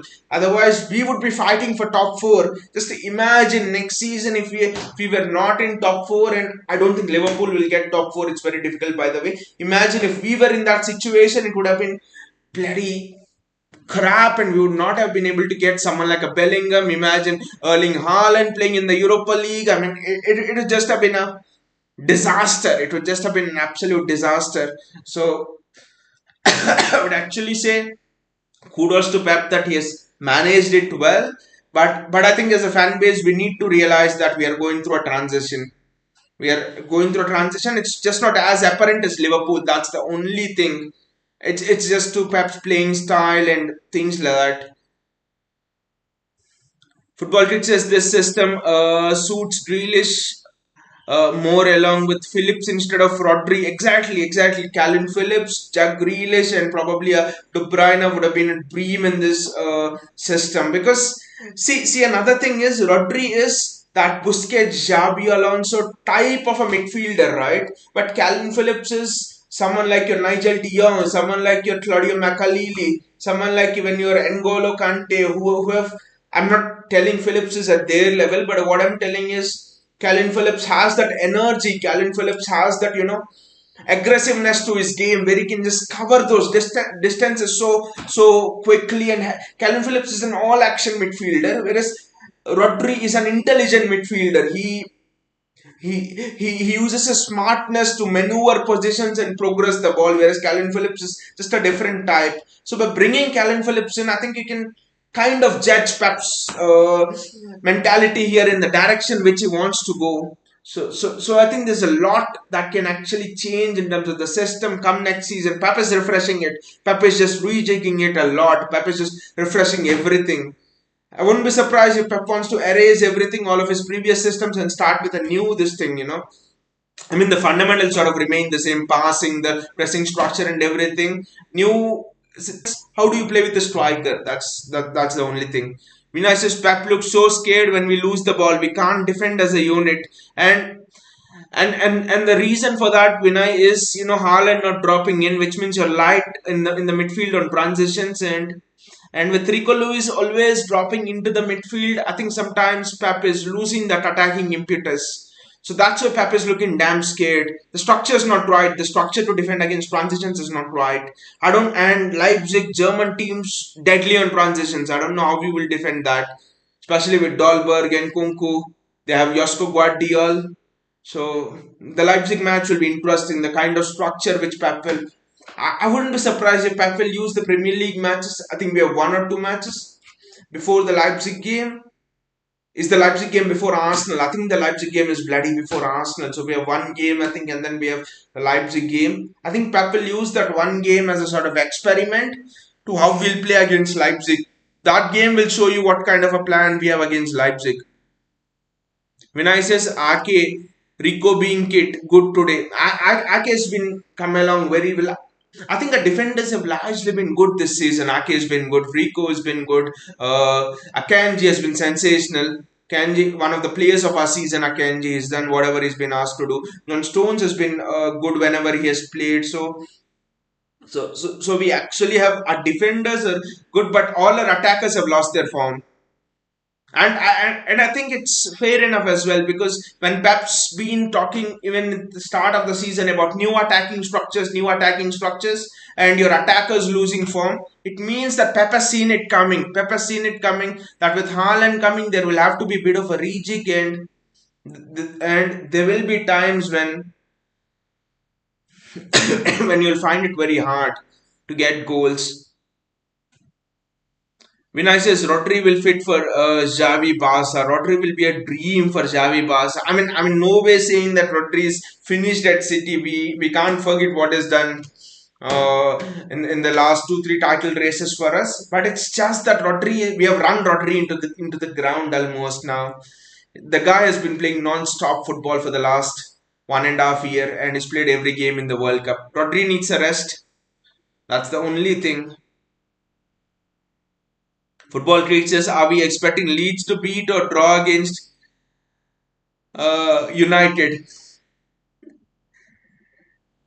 I think Leeds will beat United actually. I always want Leeds to United to lose. So Casemiro is not there, right? I know why you have asked because Casemiro is not there. That match will be interesting. United Leeds because Casemiro is not there and their midfield is a mess. This season we can see that. I'm sort of getting glimpses of that Leicester season with this. The only difference is in that Leicester season also Arsenal were trying to catch Leicester, but Wenger being Wenger, they couldn't. Spurs being Spurs, they actually couldn't catch Leicester that season. But even in that season, most of the top teams have actually not been good, and kudos to Leicester. They've taken advantage of it and they won the league. One of the sensational seasons, I would say, as far as team like Leicester is concerned. But you sort of get a glimpse into teams going into rebuild. That sort of a season is what I'm seeing here. A lot of top teams going into rebuild. The Arsenal, the thing is, this season has come at a perfect place where they're heading into fourth season under Arteta, right? Is it the third or fourth season? Third or fourth season, and I think they're right at the point where the rebuild is. That first cycle is almost done with Arteta, and they're almost clicking into gear. That's the thing with Arsenal. Right time, right place. I would say kudos to their playing style and all, but right time, right place. All the other teams are going through transition. Your Chelsea's, your Liverpool's, even your United's in a way under Ten Hag. But I would anyway, any day of the year, I would have Arsenal win the league over United. Any day, especially with Arteta, Zinchenko gone. No United, Arsenal. I would prefer Arsenal if you give me a chance win the league over United. So I'm glad at least this some team who's taking advantage of this slump of all the other teams. Bayaji says what to expect from Pep in CL. That even Pep doesn't know Bayaji what to expect from himself. If Pep stands in a mirror and asks, "What can you expect from me in the CL?" If he asks the question to himself, I do not know. I think that's actually difficult, Bayaji, because if you look at the Leipzig fixture, they're unbeaten in their last 13 games, and Pep has to deal with Nkunku, he has to deal with Dolberg, he has to deal with the balls from Josko Guardiol from the back. Their midfielder CDM is also good. I don't know who he is, his name. So individual battles. I think we need to defenders will have to defend 1v1s. I know Pep won't do this, but what I want Pep to do is just play open football, create chances for Erling Haaland, and let the shooting game decide. Shooting game in the sense who scores more. If we can lure Leipzig into that sort of a battle, then we win, I think. Because obviously we have Erling Haaland and De Bruyne, but if you want to be compact like this, then if Leipzig score a goal, they sit back. they want to hit you on a counter, then it will be absolutely difficult for us. I don't know that Leipzig game potentially that week. Is it the February of 12th when we have Leipzig? I don't know, but potentially that week, where we face Arsenal, where we face Leipzig, those games. I think this month will be pivotal. By the end of this month, you'll know exactly where you'll stand in terms of the season, in terms of the Champions League. It will be very, very clear. Football Kit says Leipzig game is after Arsenal. Okay, it's after Arsenal. Exactly those two games will actually determine a long way in knowing where we are going as a team. Football Kit says there were reports Fulham asked for 35 million for Robinson. Should have actually got him. Should have actually got him. Now I'm actually not able to understand. Are we playing like this because of a genuine lack of a fullback who can overlap, or does Pep wants to go with this inverted fullback system in the long term? That is something which I'm not able to get my head around. What is his attacking structure? What is the long term plan? Is he doing it just because he doesn't have a natural fullback, or what is it? Because he does not have to do these things to send a message to the board. He can do it on the mobile. He can send a message on the mobile, and the board will get whoever he wants. So I'm still sitting here in awe of what Pep Guardiola wants in in uh, in the way of developing an attacking structure. Football cricket says, but one North London club stadium is fortress and one North London club stadium is nightmare for us. It's better if we are away from the northern part of London. But Emirates is not a fortress for us, right? Emirates we have defeated. I know this season is different, but we have generally had really good results at Emirates. So the Spurs stadium, I don't know the games against Spurs, especially when we play them at home. I don't know why there's some sort of a curse on it. Aguero misses that penalty. Of all people, Aguero misses that penalty where we don't have an away goal, if you remember, in that leg. And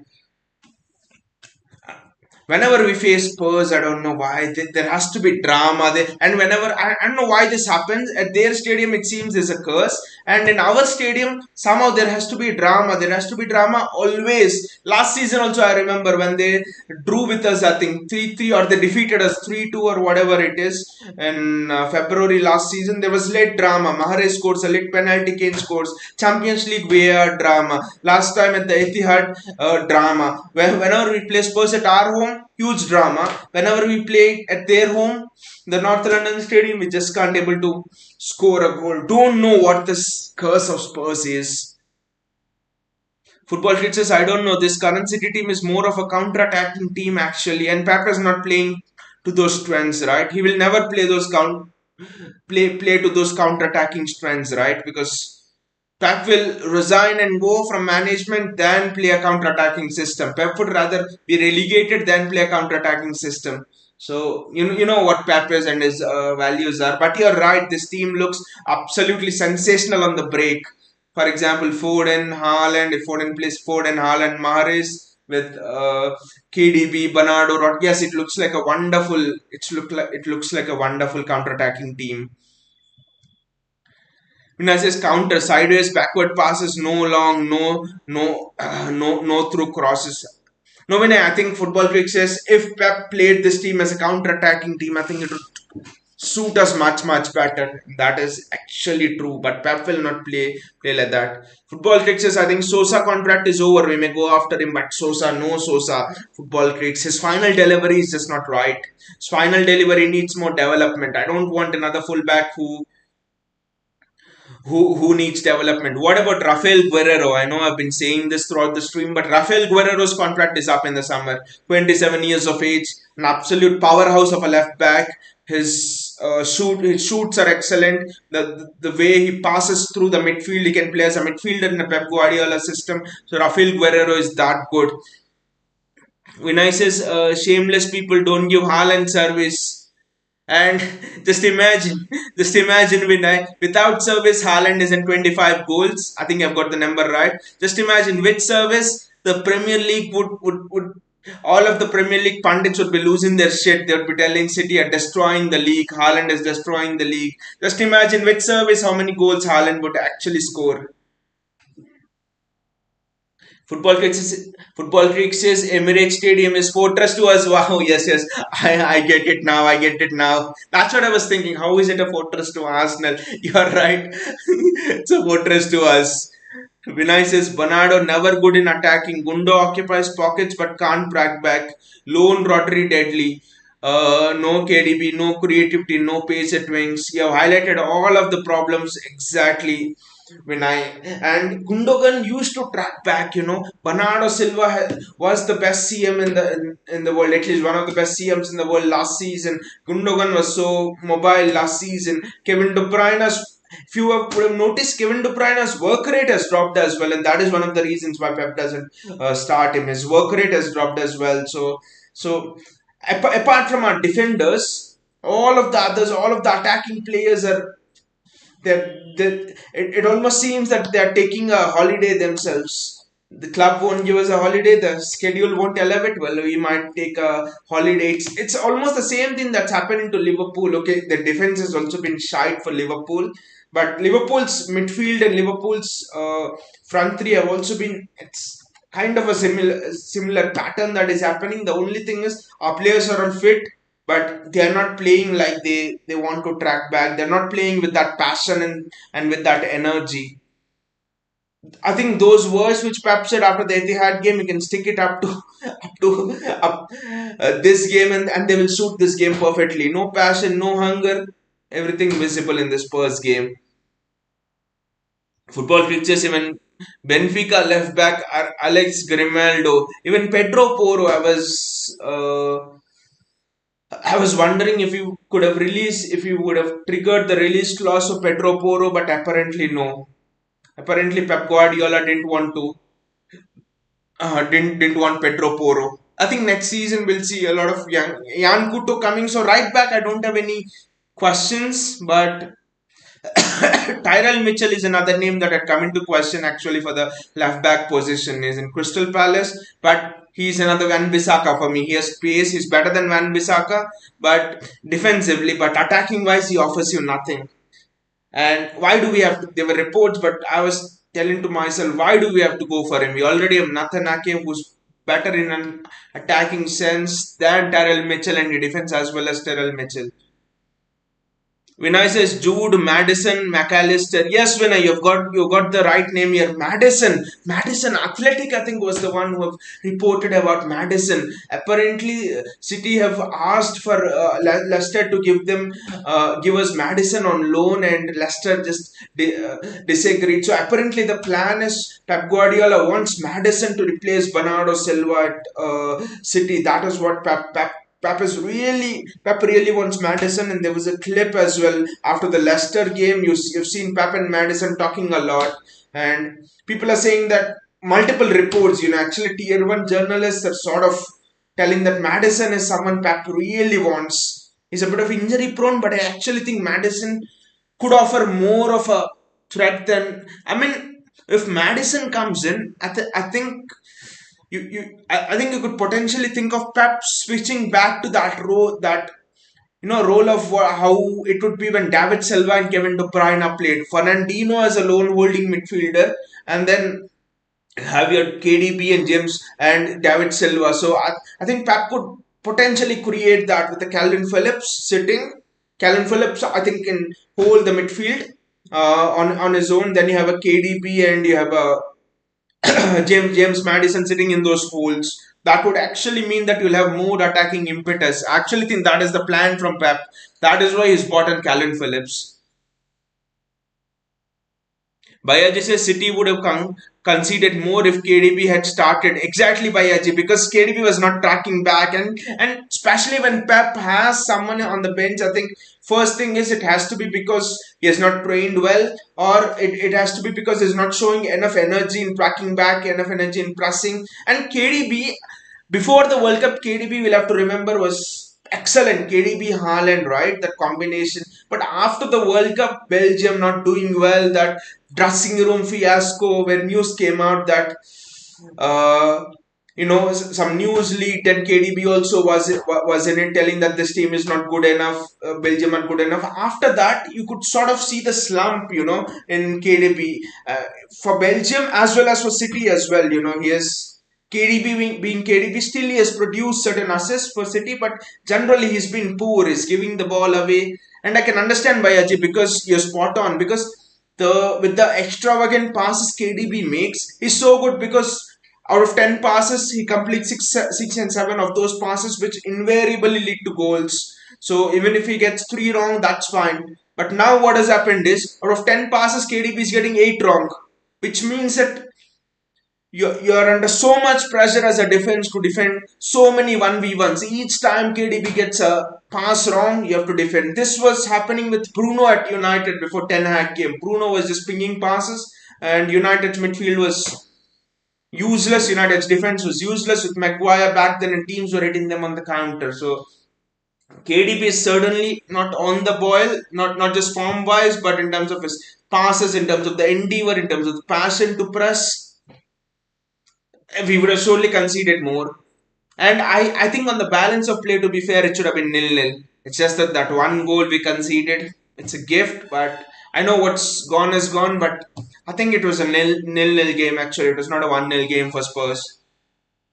Football pitches, can we actually target Salah in the summer? Bayaji says, in the next big game away, I want Alvarez to start over Haaland. At least there'll be more pressing. But again, Bayaji, that doesn't solve the problem, right? That compounds the problem. Leaving someone like a Haaland on the bench. I know he's Pep Guardiola, he can do anything, but leaving Haaland on the bench, leaving a Kevin De Bruyne on the bench, I mean, what will be the attitude in the dressing room? What will be the atmosphere in the dressing room? Just can't think about it. I don't think he can leave both Haaland. Even though it's Pep Guardiola, he can leave potentially, but I don't think, just for the sake of, the dressing room atmosphere and all of those things, I don't think he can leave both Haaland. I don't think he can leave Haaland on the bench, because one game Alvarez will play. He'll play well. Okay, you bench Haaland again. Second game he'll play well, and then what? That is again escaping from the problem. Even though Alvarez does well, that Pep is still worried, because the real solution to the problem will be when Haaland plays. How do you create a system around him that is successful? I think the last rebuild, I mean, in 2017, 16, 17, I'm talking about an entire rebuild. The last rebuild was around, your David Silva, your Vincent Kompany. Kompany was injured a lot there. It was around your David Silva, Vincent Fernandinho, and to an extent Vincent Kompany. So David Silva and Fernandinho were the pivotal players in the last rebuild in 16, 17 when Pep came. In this rebuild, I think he wants to structure this rebuild uh, around Erling Haaland, probably around Jude Bellingham, and probably around Phil Foden as well. So these three players are key to this rebuild, I think. Haaland, if he get Jude Bellingham, probably Jude Bellingham or James Madison, whoever it is, will get one of the two. I'm sure about that. So could be Haaland, Bellingham or Jude Madison, Jude Bellingham or Madison, and Foden. I think he wants to structure this rebuild around these three people. Sorry for that. Vinay says, for now, football kid says, can we actually target Salah in the summer? I don't think that is an option, especially with the age. We don't target players of that profile and that age, especially. Bayaji says, why they never try over the top ball to Haaland, which is actually our Achilles heel. They were actually trying those extravagant balls, but Pep's logic is, if you look back at the press conference after Newcastle, actually what Pep Guardiola said is, we need to be careful of the transitions, because when we play a ball and when we don't complete the action, the opponent hits us on the break. I think when you play a long ball and if the ball is intercepted, then I think Pep is worried the opponents can hit us on the break with one, two, three passes. So I think that is the reason why Pep doesn't play over the top ball, and also being a possession kind of a manager, possession based manager who prides himself on passes and all. I don't think we can expect an over the top ball to Haaland. Vinicius Grealish is tackling, taking on defenders, shooting. Even today, he again track backs to get the ball from Pacey Kulusevski. Pep Guardiola must use him in midfield for give. That energy needs to be used. I actually think even Bernardo Silva is not looking good. So I think the midfield can potentially be Rodri, Jack Grealish, and also I think if you use Jack Grealish in the midfield, I potentially think this gives more freedom for KDB to actually not track back as much and do his things. I think because of Grealish, I think Pep needs to use Grealish how he has used Bernardo in the previous seasons, box to box, tracking back, the energy and everything. Pep has bought Jack Grealish for replacement to Bernardo when Bernardo wanted to leave that season, and I actually think that Pep needs to use him in that role. Time has come to use him in that role now. Why this is exactly at least for a good a good run of games. When I says don't want any players who doesn't track back. Counter is our weakness. So yes, transition is our weakness, and that's why I'm worried about the Champions League. I don't know what we'll do. That too against a German team who are anyway good in transitions, and a German team who's bang on form. Football critics, I'm thinking this would eventually lead us to signing Messi. I still think the opportunity to sign Messi was then, when PSG signed him. Now I think the sort of age profile and all, I don't think we are going in for Messi, especially if we sign Jude Bellingham. Vinicius, or it's time to play Foden at left wing and Grealish to be in Kevin De Bruyne's role. Don't you think Kev has gained some overconfidence? Kev is just not looking great, especially his frame of mind. We just don't know what is going on mentally. But Kevin De Bruyne, in all of the seasons he's been with City, all of the seasons we have seen him. What it's been 7 years, 8 years, at least 7 years. This is 8th year, I think, that he's been with us, and in these 8 years, never have we seen Kevin De Bruyne not track back or do like this, right? Even if you were 10 points, 12 points ahead in the league, there were days in matches we were 3-0 up, 4-0 up. Still, I've seen Kevin De Bruyne track back and do things. So this is not just about the personality of De Bruyne, but I do think there's some issue that De Bruyne is facing behind the scenes. I mean, not issue with the team, but personal issue probably we do not know. And especially that World Cup, we do not know the effect the World Cup disaster has had on him, because effectively I think this is Kevin De Bruyne's last World Cup, the golden generation's last chance to do something for Belgium, and you just do not know how those things actually can affect your mentality as a player. I think I think that is one of the things which Kevin De Bruyne. It just seems to me that that's one of the reasons that not being able to do things for Belgium and things like that is affecting Kevin De Bruyne. Baya just says double pivot of Rodri and Calvin and Grealish with a floater role ahead of them. You could also use Calvin as a box to box midfielder. He would be perfect with that actually. Box to box midfielder. He would do so much of work. So but you're right, double pivot play Calvin Phillips potentially in that Gundogan, in that sort of that Bernardo Silva role, and tell him to do both. So I actually don't think playing double pivot is the problem here, because anyway we are playing a double pivot, right? Because with Rico Lewis, cutting inside, that's anyway becoming a double pivot. So double pivot is not the problem for us. The problem is in the fluidity of the attack, I would say. Problem is the fluidity of the attack. I know transitions are a weakness, but if you see since Pep has transitioned to Rico Lewis coming in field, how many times have we conceded on the break? Today it's different. Today you see all of the transitions that have gone, because Rico Lewis, we had to go for it, was playing a bit wider and overlapping than cutting inside. But when Rico Lewis has been cutting inside, how many times have you seen us get hit on the counter? I don't think many times. Vinay says, good night. I don't know for how long this will continue. Uh, just hope that we get back to form fast. But this month is going to be a vital month for us, in terms of understanding where our season will actually go.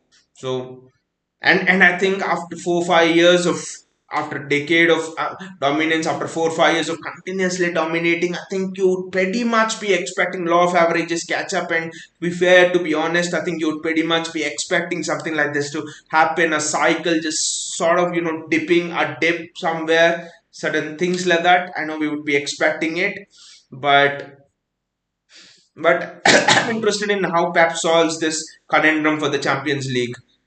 Bayaji says, "Thank you, Pep, for a week's agony until Villa game."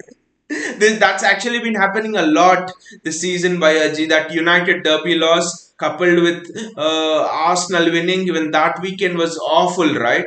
Okay, referee gave a bad decision, but when that weekend was awful, right? The New Year game, the New Year weekend, I think, when we dropped points against Everton, that was awful, right? That game against Brentford, when we dropped points and we had 2 months off due to World Cup, that was awful. So this season there have been a lot of awful weeks we had to endure. So I think it's kind of becoming commonplace now with us having to deal with all these disappointing results. Football Trick says this game actually required Cancelo. Irony, right? And we let Cancelo leave. Irony, right? But on the flip side of it, Cancelo was not in good form. He was all of his balls that he were putting in were not good. I know that Bayern is doing well now, but in this season he was not that good. And we have to remember Cancelo cost us points as well due to his individual mistakes. So red card at Fulham, the Salah goal, and losing the ball sometimes, conceding transition. So I wouldn't say that we lost this game just because Cancelo was not there, but we need someone to provide that creativity. And the problem is our attacking players are just out of form, and there's no creativity reaching Erling Haaland there. Honestly, regarding the title race, I think the title race is still young, so anything can happen. I wouldn't write us off at all.